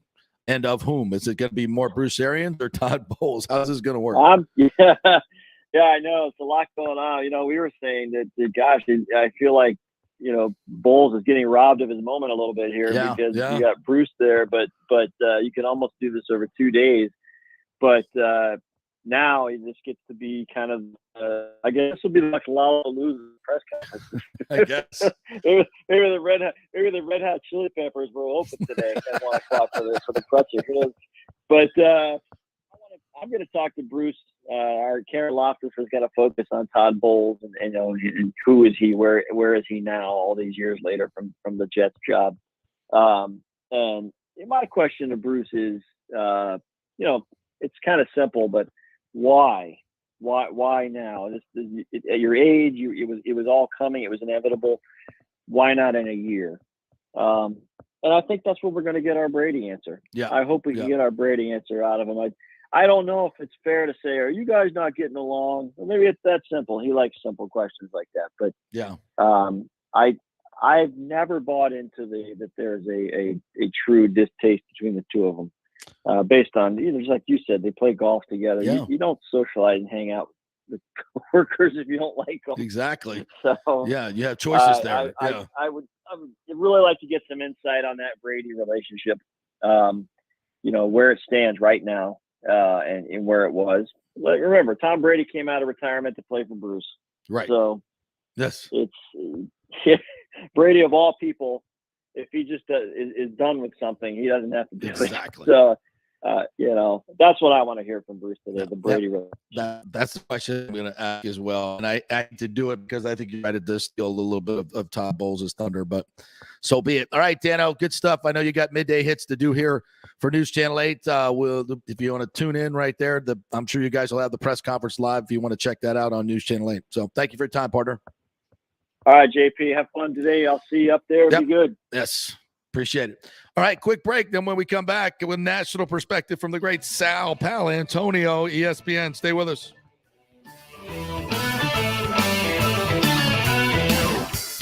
March Madness has come to the Gold and Diamond Source. Did you know the Aquamarine is the birthstone of the month, and the Emily collection has some great unique pieces. It's designed to be affordable, unique, stylish gold and diamond jewelry. The Julieve collection is Julie and Steve Weintraub's exclusive, one-of-a-kind, award-winning collection of the world's finest diamonds and rare fine gemstone jewelry. Don't forget, they have 0% financing and the Diamond Savings Account, where your diamond never loses its value. You can upgrade at any time and get 100% of its value towards a new purchase. Do you have any old jewelry, broken jewelry, just lying around? Well, bring it in and get top dollar and get even more value if you use that money to buy something new or just take the cash. Shop local with the folks who support our community in so many charitable endeavors. It's the Golden Diamond Source, just a short 15-minute ride from Tampa, just over the bridge on Ulmerton Road. Always online at thegoldendiamondsource.com. Italiano Insurance has been serving and working in our community for over 60 years, and it's not just about insuring all the pieces of your life. Italiano is as much a part of Tampa Bay as the Cuban sandwich, Gasparilla, and our Bucs, Lightning, and Rays. They're also active supporters of great charities like the Humane Society, Metropolitan Ministries, and local pediatric.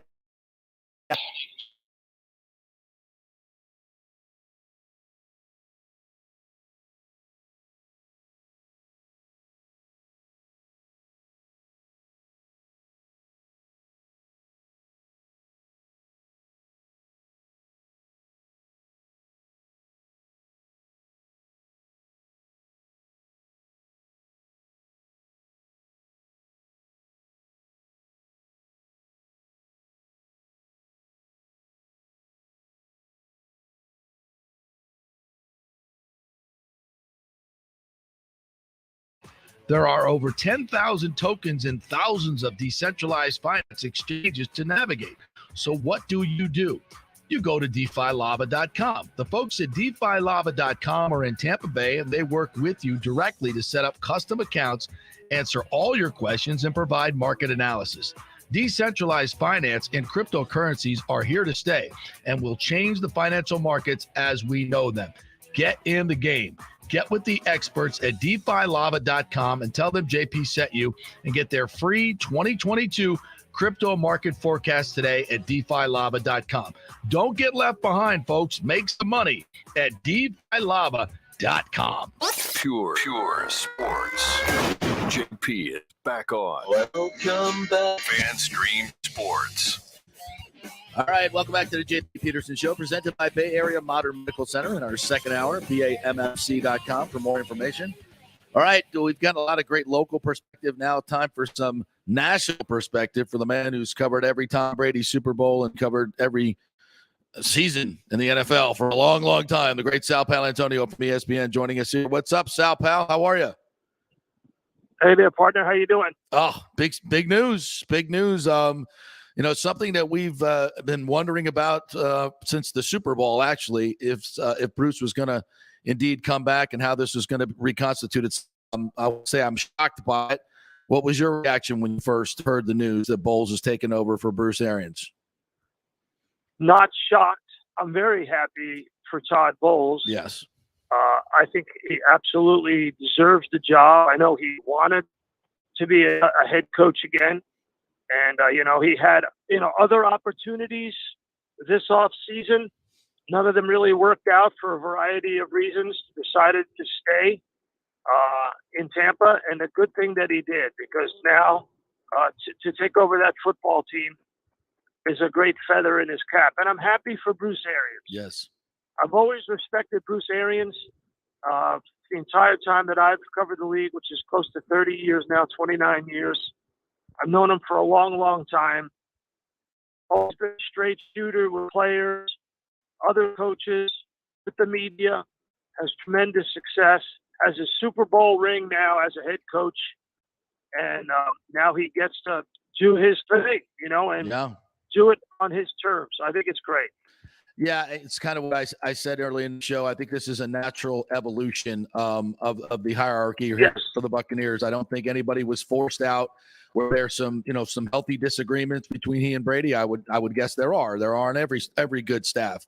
And I think this is a better working relationship. I think this offense was migrating more towards, if we have to label it, right, is more towards a Brady offense than maybe an Arians offense.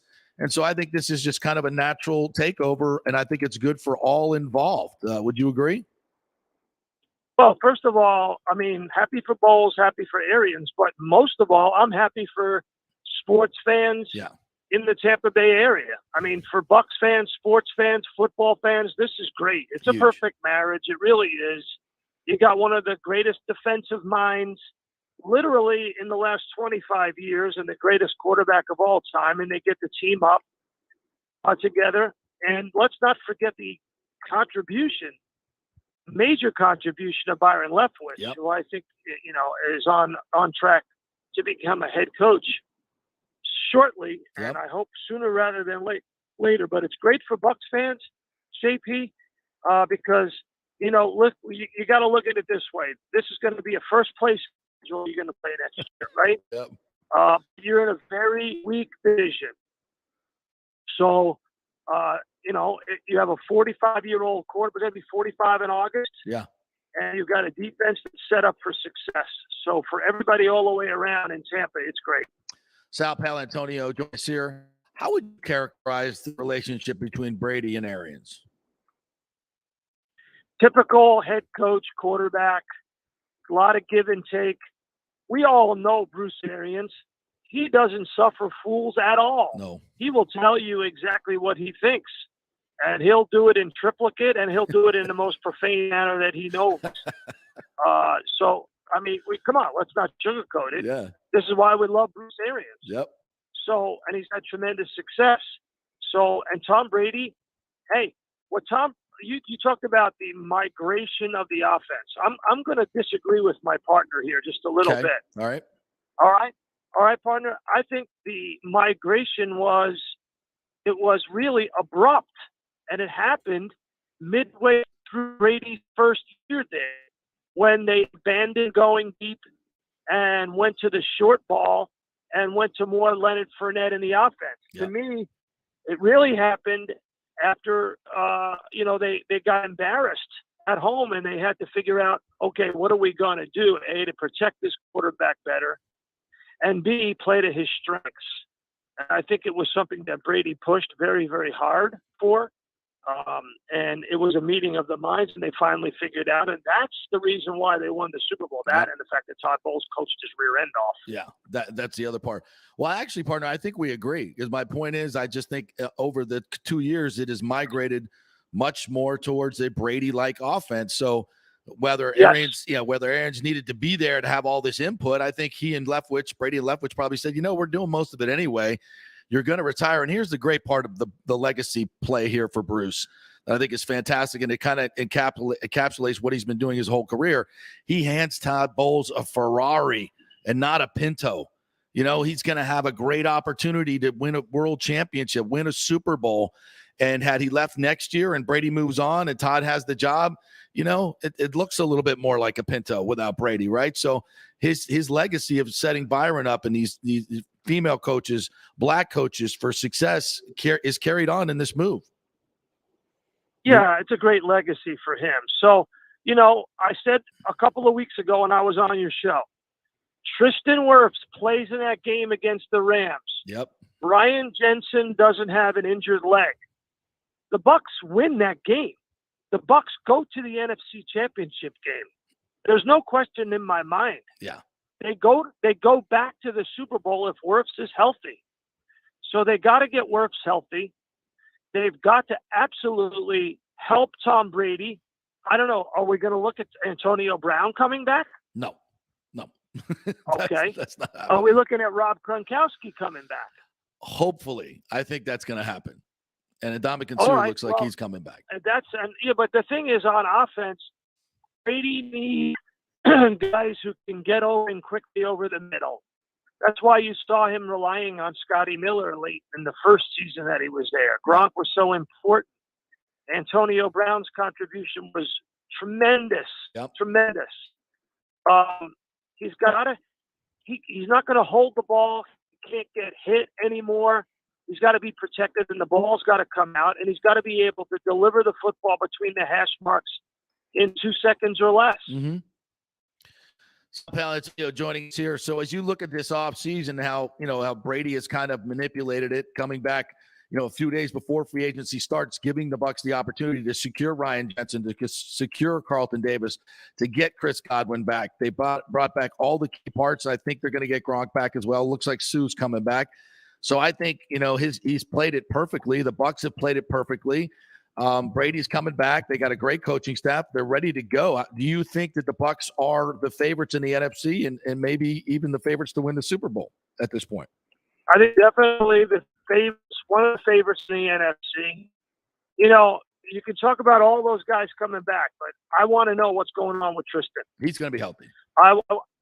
Okay, everybody says he's going to be healthy, but I want to see him on the field and perform at the all-pro level that he performs. Right.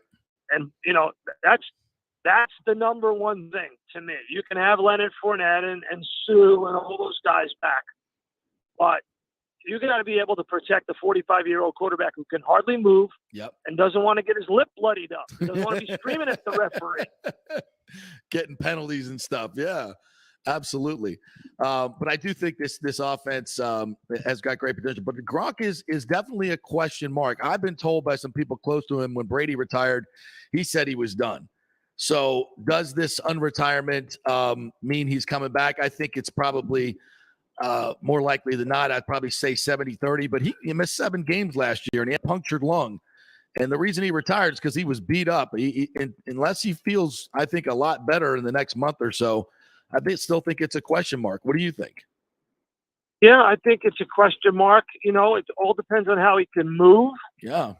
Down the stretch, when you watched him on film, it looked like he was skating in mud sometimes. Yep. He can still get open short range, collect the ball with a large radius, terrific blocker, still got great strength. It's the mobility that really has gone downhill. Yeah. So, but if Brady wants him back, he's coming back. Yeah. I think he does. He's got to blow that shell horn or wherever he does, and Gronk comes running out of the forest. I love that video. Sal Paolantonio joining us here. Well, Sal Pal, this is the Bucs situation. We've talked about that, but now you look around the league, it has been a seismic shift in quarterbacking, and none bigger move than Deshaun Watson and getting the guaranteed money. It's just your whole thoughts on that situation and how it's changed the NFL forever. Well, it was coming. Quarterbacks are finding more and more guaranteed money. Now you're seeing wide receivers get it. And Deshaun Watson getting that 5-year deal has completely changed the landscape. You heard Steve Bisciotti, the owner of the Ravens, saying, and he's got to pay Lamar Jackson, saying, hey, listen, if we're going to give these guys $250 million guaranteed, that's going to make it really difficult for us to build a football team. Yep. And this was always the great secret sauce of Tom Brady in New England, and in Tampa. Like, don't break the bank, because if you do that, you can't have the team around you. I think Flacco and the Ravens made that mistake after they won that Super Bowl. They broke the bank, and it ruined their salary cap for 2-3 years. They're still recovering from it in some ways. Completely agree with that. And the trading of Devontae Adams and Tyreek Hill, also shockers, I think, in some way. But to both of those, I think, hated by the fact that Mahomes makes $50 million, and so does Aaron Rodgers. And that's proof positive right there. Do you think the Chiefs and the Packers now have enough to win a Super Bowl, or the salary cap cost them? I don't think they have enough. And this is the problem. If Yep. you're going to pay all this guaranteed money to one player, it's going to be difficult to pay everybody. I mean, Andy Reid said as much. Yep. It was arithmetic. Yeah.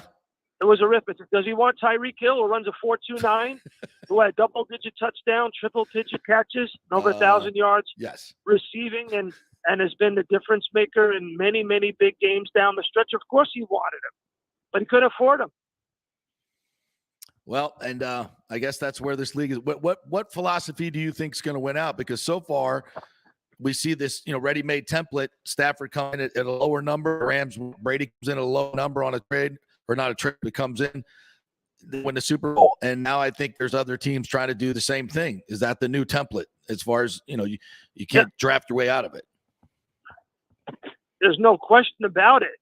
First of all, Brady proved it first and foremost.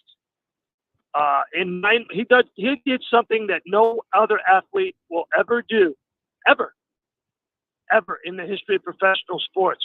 During a pandemic, in 9 months, put together a football team in his image, and win a Super Bowl in a pandemic. Yeah, I mean, insane. I think will go down as the greatest accomplishment ever by a player, ever. And then the Rams copied it in so many ways and had to up the ante by giving up draft picks. And now you're seeing the Ramsification of the NFL right before our eyes. There are 8 teams in the NFL this year. Pay attention to this number, listeners. 8 teams in the NFL, 1/4 of the league, do not have a first-round pick in the 2022 draft. Wow. That's never happened before in the history of the draft. Teams are giving away their first-round picks for players, experienced, veteran, superstar players. Never before has it happened at this level. 8 teams without a first-round pick. Never happened before in the draft. And that's what's going on right now in the National Football League. As Les Snead said, F the picks. Maybe that's the new way to build a team. All right, Sal, pal, always great to have you on. Thank you so much for your time, partner. We could talk all day. I know you're a very busy man. I appreciate your time. And I think you said it. The Bucs are the favorites in the NFC. And once you get to the big game, Brady's pretty good there. So we'll see what happens. Vegas, baby, Vegas. Yes, I'll see you there for sure. Well, All hopefully right, I'll see you sooner than that. Thanks for having me on, JP. Anytime, brother. You're the best. The great Sal Paolantonio right there. Hopefully play some tennis soon. Come on down. I think he really encapsulated the Brady Arians relationship. I think we know who Bruce is and we know who Tom is. I mean, if you don't think those two guys had differences of opinion, you're bananas. But they won a Super Bowl together. They won 29 games together. But JP, don't forget. But JP, Rich Ohrnberger, who played with Brady for what, like a cup of coffee? He's got all the answers. They're at each other's throats. Which, by the way, listen, I said we reported those rumors about the rift and everything, and they came from some very credible people. But it's all a matter of levels, man. It's a matter of levels. Did Brady quit because of Arians? No. Did he come back and demand Arians be gone? No. The truth is somewhere in the middle there. And I think it all feeds into it. I think we kind of hit the right tone with this today. All right, we're going to take a quick break. When we come back, we got a half hour to go. At FanStream, JP, if you guys want to chime in here, and we'll get some of your thoughts on. Do you think Brady was forced out Arians? What do you think you will learn from today's press conference? Love to get some of your input as well. Stay with us. Back in 3.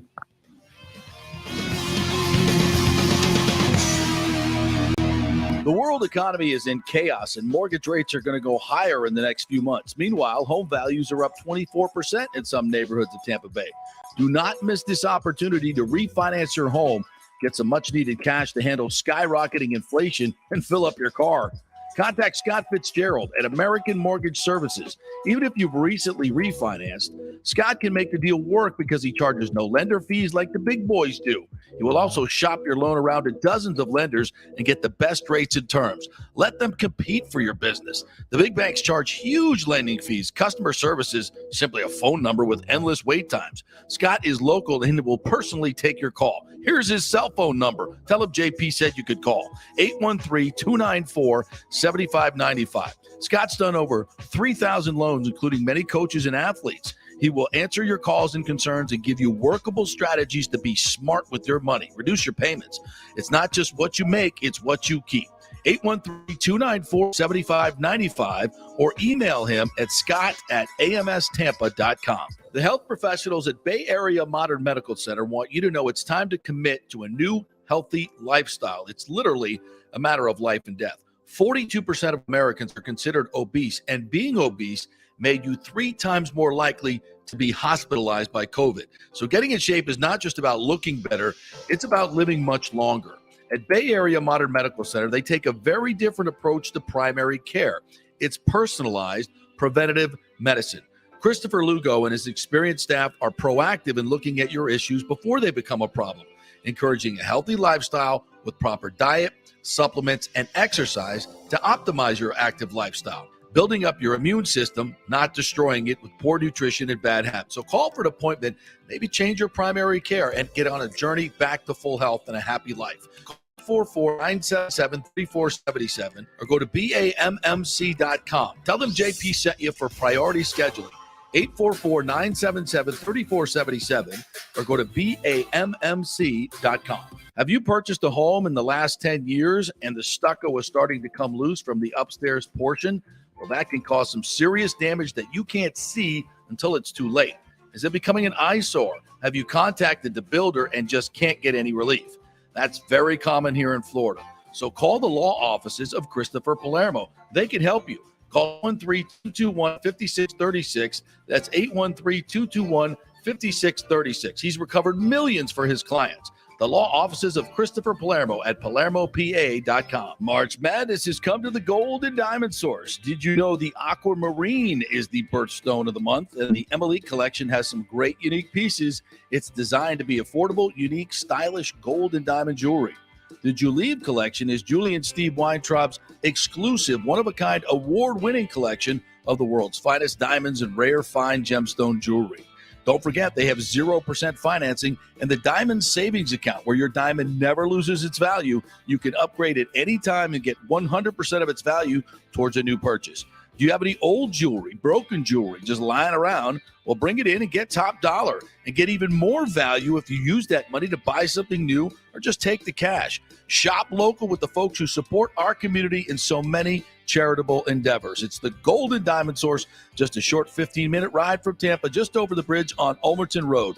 Always online at thegoldendiamondsource.com. Italiano Insurance has been serving and working in our community for over 60 years, and it's not just about insuring all the pieces of your life.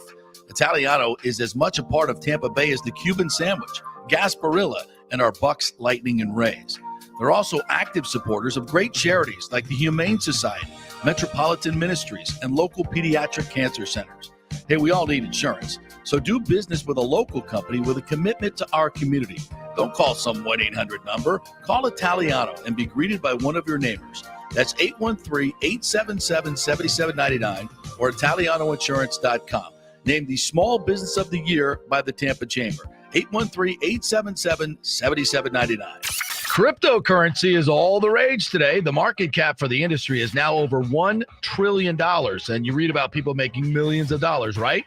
You want to get in, but have no idea what to do? Or maybe you dabbled a bit and you want to unlock the real money-making opportunities and don't know how to do it. There are over 10,000 tokens and thousands of decentralized finance exchanges to navigate. So what do? You go to DeFiLava.com. The folks at DeFiLava.com are in Tampa Bay, and they work with you directly to set up custom accounts, answer all your questions, and provide market analysis.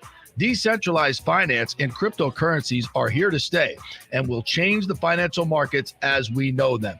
Get in the game. Get with the experts at DeFiLava.com and tell them JP sent you and get their free 2022 crypto market forecast today at DeFiLava.com. Don't get left behind, folks. Make some money at DeFiLava.com. Pure sports. JP is back on. Welcome back. FanStream Sports. All right, welcome back to the JP Peterson Show. What a great lineup we had today. Greg Auman, Scott Reynolds, Sal Paolantonio, Dan Lucas, Nick Geddes, JP Peterson. Come on. Get what you pay for on today's podcast. We thank our sponsors, the Golden Diamond Source, 3800 Overton Road, always online at goldendiamondsource.com, BAMMC.com, Bay Area Modern Medical Center. Scott Fitzgerald, the mortgage guy. Love those folks. And Italiano Insurance, all of them. Thank you very much for supporting what we're doing here. We thank you for watching. Don't forget to subscribe on our YouTube, Spotify, and Apple Podcasts. We're doing, I think we're doing close to over 30,000, approaching 50,000 listens this month. We'll see how far it goes. Today's going to help. So we thank you all for jumping in here, and we're glad we can get a bunch of great guests on today and even give you our thoughts on what happened here with the Buccaneers. This is from Dove Kleiman? This guy, pretty big NFL independent reporter. He says, still believe that Brady isn't over how Arians handled the AB situation last year. Brown, being temperamental and frustrated at the time, needed a calming message. Instead, Arians blew it up with "get the F out of here" with hand gestures that set AB off. Bucs need AB versus Ram. What a bullshit take, man. I'm sorry, but you do shit like that on the field. You don't need a calming influence. No, you need a strong hand. Get the hell out of here. We needed him against the Rams. Well, maybe we didn't need him, because if he's going to be in the locker room at halftime yelling, "Get me the rock, get me the rock," when he was as targeted as much as anybody in the first half, you can't have that on your team. Duh. Listen, I don't care how fast he runs. If he doesn't run on the field, what good is it? The day after, and this may be the last time we talk of Antonio Brown, is for this next few minutes. The day after Antonio Brown did his whole shenanigans on the field, we came on here and we didn't destroy him. We did not destroy him. Right. We said we're mindful of mental health in this country and what could be going on with Antonio Brown, because what we saw in that field was not of somebody who looked like they were all there. Right. Right. We were very mindful of that. But since then, Antonio Brown has done himself no favors. No. He's coming off as childish, going on every show and bashing Bruce Arians and Tom Brady. I mean, all credibility lost. The guy on Instagram, have you seen what he's doing on Instagram? He's a fascinating follow. Yeah. He's wearing Ravens jerseys around his house, adding them and everything, like he plays for their team. Like, he's so desperate. Oh, that's going to work for you. He's so desperate. Yeah. He took a picture of this girl and did you see the thing with the other girl? No, I missed that. Thank God. The messages that he had with this girl, and he was trying to blackball her into giving him like $10,000, or he was going to expose her. Mm-hmm. Posted a picture of her in his bed, almost naked. I mean, this guy is. And then he says today, "I still haven't gotten my ankle surgery." After he that's the whole reason why he did all this, was he was hurt. Remember? Right. And by the way, what better way of increasing your value if you're injured than not getting the surgery until a team signs you? Exactly. Where's the logic there, Antonio? There's no logic when it comes to that guy. And anybody who supported him, how you feeling about that now? No, but I see that take right there. It's laughable. And I do think Brady was pissed off at it. Probably, but as we've said many times, if he was, he's in the wrong. He's in the wrong. And somebody mentioned, well, AB come back and it was Sal Pal. No. Now that Aryan just moved upstairs, no. Even Brady's got to know that he's a liability. Come on. No way. Don't need him. You got Russell Gage. Look, I know he's no Antonio Brown, but that's a good thing. He's pretty good. He's pretty damn good, and he's not going to blow up on the sideline. So, look, there were a couple times last night. I think I tweeted something out right after this happened, basically saying, this is not shocking to me at all. If you're the Glazers and you got to choose between, Tom Brady coming back or Bruce Arians moving upstairs, or you can make both things happen. Who are you going to choose? Look, I'm not saying this looks bad on Brady. It looks bad on Arians. I think Brady's getting roasted, right? I mean, you go look at his Instagram post, and I would say, what would you say? 70% of the comments are basically, shut up. You forced him out. Would you agree with that? Yeah. I mean, I think the overall narrative from the fans, at least, and of course, keep in mind, these are all Brady haters. These are all Brady haters. So they all want him to, to look bad, so to speak. And I get it. There is a lot of smoke there. I'm not saying there isn't. But again, this is not a force out situation. It's more of a, hey, let's all get together, look at what our roles are now. And as this, as Sal Powell said, this offense is way more Brady's offense than it is Bruce Arians' offense. And he and Leftwich have kind of morphed that into what they want it to be. It's a natural evolution. And frankly, I think it's better. I think because obviously this offense, as good as it was overall, it struggled in the key moments at the end of the year against the Saints, somewhat against the Jets, and I would say somewhat definitely against the Rams. It struggled mightily against the Rams. They scored 3 points in the first half. I think they were 1 for 8 or 9, I think, in the first half on third down. It was awful. And not until they got some late turnovers did they actually make a game. So, of course, as good as the offense is, I think it can be better with this setup. Would you agree with that?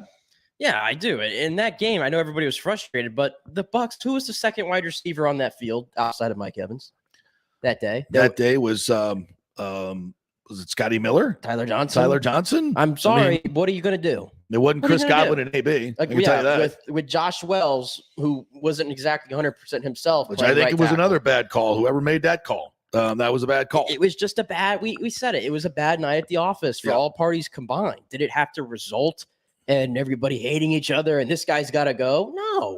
No. And the Bucs, and look, no matter who's coaching this team next year, take a look at the NFC. Take a long look at the NFC, and it doesn't even take long. The Bucs and the Rams are the two best teams in the NFC right now. I would agree with that. And it's not close. There's a drop off there. And all the other teams you were competing with last year got worse. And I hate to say this, but the Bucs have been outcoached by the Rams. They have. I think the last few times that McVay versus Aryan, so to speak, and it's not just those guys, it's staff versus staff. I think the Bucs were outcoached. And I said that after both games, the last couple of games that they played. So I think if you could actually say that all of this is warranted, and that's nothing bad on Bruce Arians. Again, I just think it's a natural evolution and it works well for everybody. Here's something interesting from Pewter Report that they put out last night. Unfortunately, the Bucs will not get a third-round compensatory draft pick for the promotion of defense coordinator Todd Bowles, who is black, obviously, to the role of head coach.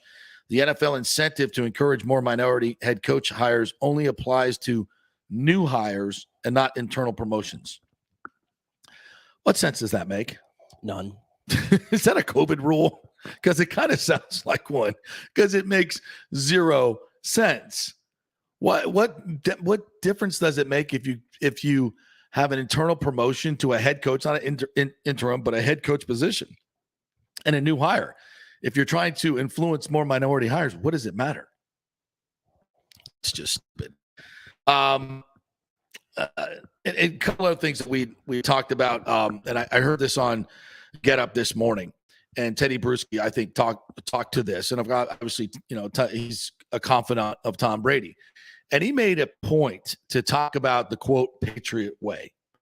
And I think there was this narrative on Get Up this morning anyway that Brady didn't like how Arians ran a kind of a loose ship. It wasn't as Belichickian as he wanted it to be. And obviously Todd Bowles would make it much more Belichickian than what Bruce Arians did. Well, can I remind everyone that they won a Super Bowl with Bruce Arians as the head coach and almost got back there as the head coach. So, and it's maybe, again, a situation where Brady may be careful for what he wishes for. Maybe that's not as loose around one Buck place. Maybe people get more uptight. Maybe maybe Bowles' way of doing things is different, but not in a good way. We don't know. I think it's going to be a positive, but we don't know.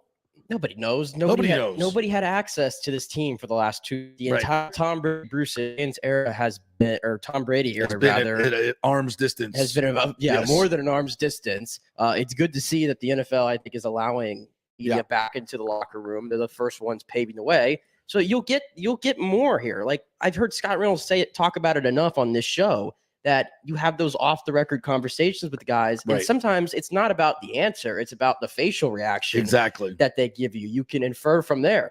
You got none of that this year. Yeah, you're not going to get that on a Zoom. So when people, that's what I'm saying. When people try to say, you know, there was this and this going on and that going on, well, explain to me how you know. Yeah. Explain to me how you know. We don't. You don't. And I've always said that, and we talked about the things at the Super Bowl and what we heard about the relationship. You know, we can, and I'm going to report those things when they come from credible sources, and they did. And we had Solomon Wilcots on the show talk about it. You know, we've had people go on the record about it. But again, it's all a matter of degrees. It's all a matter of degrees. Yes, it is. You know, one guy can say it's a knockdown drag out, and it's, you know, it's kind of like the game of telephone. You know, enough people tell the story, then it just gets hyperbole, especially when it involves Tom Brady. But I do think there is something to that, quote, Patriot way. And maybe this team needs to be more buttoned up and maybe in Brady's eyes. Yeah. We'll see if that's a plus or a minus, because I think Brady proved that you can win it either way. And by the way, too, based on the timeline that we discussed, just because Tom Brady was told the day before, the day of, that Bruce was no longer going to be the head coach, just because that was told to him, that doesn't exactly mean that Bruce hadn't already made that decision before Tom Brady, right? We don't actually have to know that. I think there's a lot of statements going back and forth. It's you know, the fact that they're all coming out and trying to make a big deal about who knew what, where, and when, that kind of makes me go, okay, yeah, there's maybe a little bit more, what are you hiding here type of stuff. You know, it's like, oh, we'll see. I didn't know that he was. You think Tom Brady had no idea that Bruce was moving to the front office when he decided to come back? Clearly he did. Of course he did. Of course he did. And Bruce Arians still played a big role and I'm assuming he played a big role in getting guys back as well as Tom Brady did and Jason Light. And that's why for all this, the last month or the last few weeks that Brady's been back, I've seen people asking us, are you going to talk about the Brady rumors going elsewhere? And the answer is no, because it's BS. It's always BS. So when people started that whole thing, always going to Miami, and even people started that yesterday. Oh, Tom Brady's definitely forcing a trade out of Tampa. He recruited everybody back. Right. Why would he go to Miami now? That would be very uncharacteristic of him to do it's that. Like at that point, it's like it's too good to be true that it's too good to be true. Right. And so many of the people want this to happen. So many people want him to go to Miami, want him out of Tampa Bay. There's this obsession with, oh, it's Miami. We all want to go to. Everybody wants to go to Miami and play. Miami no, they don't. Is the Nobody wants to play for that Florida. Jackass of an owner, by the way. It's the armpit of Florida. Yeah, go down there on spring break. See how it's going down there. Hey, you get a gun. You get a gun. All right, let's everybody just shoot each other and beat the hell out of each other. Ooh, spring break. Haven't had this much fun since, I don't know.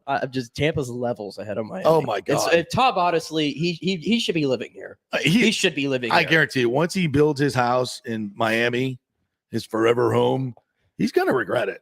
He's going to be, damn, we should have stayed on Davis Islands. I'm telling you. He's going to regret it. And I think that's more Giselle than it is him. Probably. I get it. Miami's a bigger city. I get it. I still don't think it's a nice city, though. No, it's not. It's it's not even close to as nice as Tampa. I really don't. It's way too crowded. It's freaking ridiculous. You think traffic's bad here? Oh my God. Trying to go anywhere on I-95 down there or anywhere down in South Miami in the Grove, any of that. You can't go anywhere. It's so overcrowded down there. No, thank you. And the whole vibe down there, it's like an LA wannabe. And why would you even want to be LA? And then if you're an LA wannabe, like how bad is that? Like, it's more plastic than glitz. Yeah. No thanks. So what are we waiting on now? We're waiting on Gronk to make his decision. Then I mean, what else? Sue's coming back. I mean, I put the entire timeline so far on Twitter of what's gone on this offseason. Yeah, and it's like, and that's in the last month, by the way. It's crazy, and I feel like there's still more to come. And I guess we're waiting on Gronk. Sue put out that tweet today with the eyeballs about. About you look like you're one player away or whatever. So I just think that when you look at how this whole thing ended, how the season ended, and now where the Bucs stand right now, moving into the draft, it could not have worked out any better. I mean, seriously, let we go through that timeline. Okay, they lose 9-0 to the Saints on December 19th. The offense is awful. They go to the Jets, a terrible team. They're down 17-10 at halftime. AB goes nuts on the sideline. BA throws him off. There's turmoil. Brady doesn't support BA in the press conference. That's true. And then the Rams game at home, they can't score in the first half. They get 3 points in the first half. The offense is awful. They get some turnovers, come back, look like they're going to overtime. They lose in brutal fashion. And then Brady retires, and we're all shocked by that. What are you kidding me? You're playing at the height of your games. I don't believe it. I think he's coming back. What's his plan? Well, his plan was to try to maybe force a trade or maybe force something to happen that he would like to see. All the brain trust gets together and says, listen, how can we make everybody happy? What's your beef, Tom? BA, everybody, let's all weigh in. What's best for the franchise moving forward? And here, they look, that's how many draft picks are we giving up for Russell Wilson, before he unretires, right? And with all the things that could have happened, right? We could have mortgaged our future to bring in a quarter, be paying him through the roof. All the things that happened, here we stand. With the best quarterback, still arguably the best quarterback in the game, gave up no draft picks to bring him back. Getting salary cap friendly deals while other teams are having to deal away their best receiver. We're collecting receivers. Yes. We're getting all the key pieces back. And we sit, and now we have a whole draft to get this team better. Still some more free agents to come. Holy shit. It could not, and if is Bruce Arians a loser? No. He moves upstairs, gets paid, doesn't have the daily, still involved with football, still involved developing Kyle Trask to be. My God, it could not have worked out any better. Yeah. If there was some critical or some tension, well, the Glazers or Jason Light, whoever had the steady hand, or Bruce Arians to make it all come out in this manner, we played it perfectly. Yeah, it really was. And I give Bruce Arians a ton of credit, and I give Jason Licht a ton of credit for getting Bruce Arians here, for Bruce Arians coming in and instilling a culture finally in Tampa Bay. Think about where the franchise was before he got here. Right. Think about it. And then those two being here, getting Tom Brady here, in my opinion, the two most successful seasons back-to-back in the history of the franchise. No question. Opinion, I'd argue. No question. Bruce Arians, I know they took John Gruden's name off the Ring of Honor. I think I found the name to put right there. 100% would agree. I really do. If we're going to fully exile John Gruden from everything, then you might as well just put Bruce Arians there. Absolutely. Because I think next to Tony Dungy, I know Tony Dungy didn't win a Super Bowl here. You could argue he's the greatest coach in Bucs history, especially for what he did. But I think Bruce Arians is right next to him there. Greatest coaches in this franchise history. If you got to rank them right now, I'd say it's BA slightly over Tony Dungy. I bring Gruden in third and John McKay fourth. Yeah, and it's only right those three, I guess, are going to be on the stadium. Yeah, I think again, I think at the end of the season we were dealt a 7 of clubs and a 5 of diamonds. And those were our cards, and we've turned them into, quite frankly, a couple of aces. We put all our cash in the pot. And we took it home. I don't know if we bluffed everybody. I don't know if that's the right analogy, but we turned 2 crappy cards into one hell of a pot. You're noticing a nice trend between the Bucs and the Lightning here. Yeah. They're always faced with their detractors. They're not going to be able to do this. They're not going to be able to do that. Yeah. And they somehow have turned chicken shit into chicken salad. Yeah. They have. And I think the Bucs, their hierarchy you look around the league and you see what happened to the Packers. They had to give up Devontae Adams. They're a worse team. Patrick Mahomes and Tyreek Hill. The Chiefs had to give up Hill. You go around the league, everybody's had to give up something. The Cleveland Browns had to give away all that capital and guarantee that money. That's a huge risk for Deshaun Watson. And I'd honestly, to be honest, there was a time where we were on board with Deshaun Watson. But given the PR nightmare that he is right now, I'll take this nightmare absolutely 100% over that one. Incredibly and without question the best case scenario of all things. Honestly, Gronk coming back, which I think is, still, I'd call it 75, 25, 70, 30, somewhere in there, that he'll come back. I don't think it's dead certain because I've heard from his camp that it's, he's not. It was a tough season for him. It was a really tough season, and he planned on retiring. And I think he was okay with that decision when Brady made his decision. So I do think it's up in the air, but I think he'll come back. And if you're and now you go into the draft, this team could get markedly better. Think if they come out of this draft with a kick-ass running back, the offensive guard that they want, and they pick up an edge rusher or an interior rusher, which they could very well do in the first 3 or 4 picks. they're in great position in the draft is rich, and may even come out with an explosive wide receiver that will eventually take over for Mike Evans. And for the second year, I don't even really think they're drafting anybody. Maybe based outside on of need. safety, Right. Based on somebody that they're going to have to actually, you got to play the entire season. You're starting. Right. Second year in a row, they really don't have to do that, I don't think.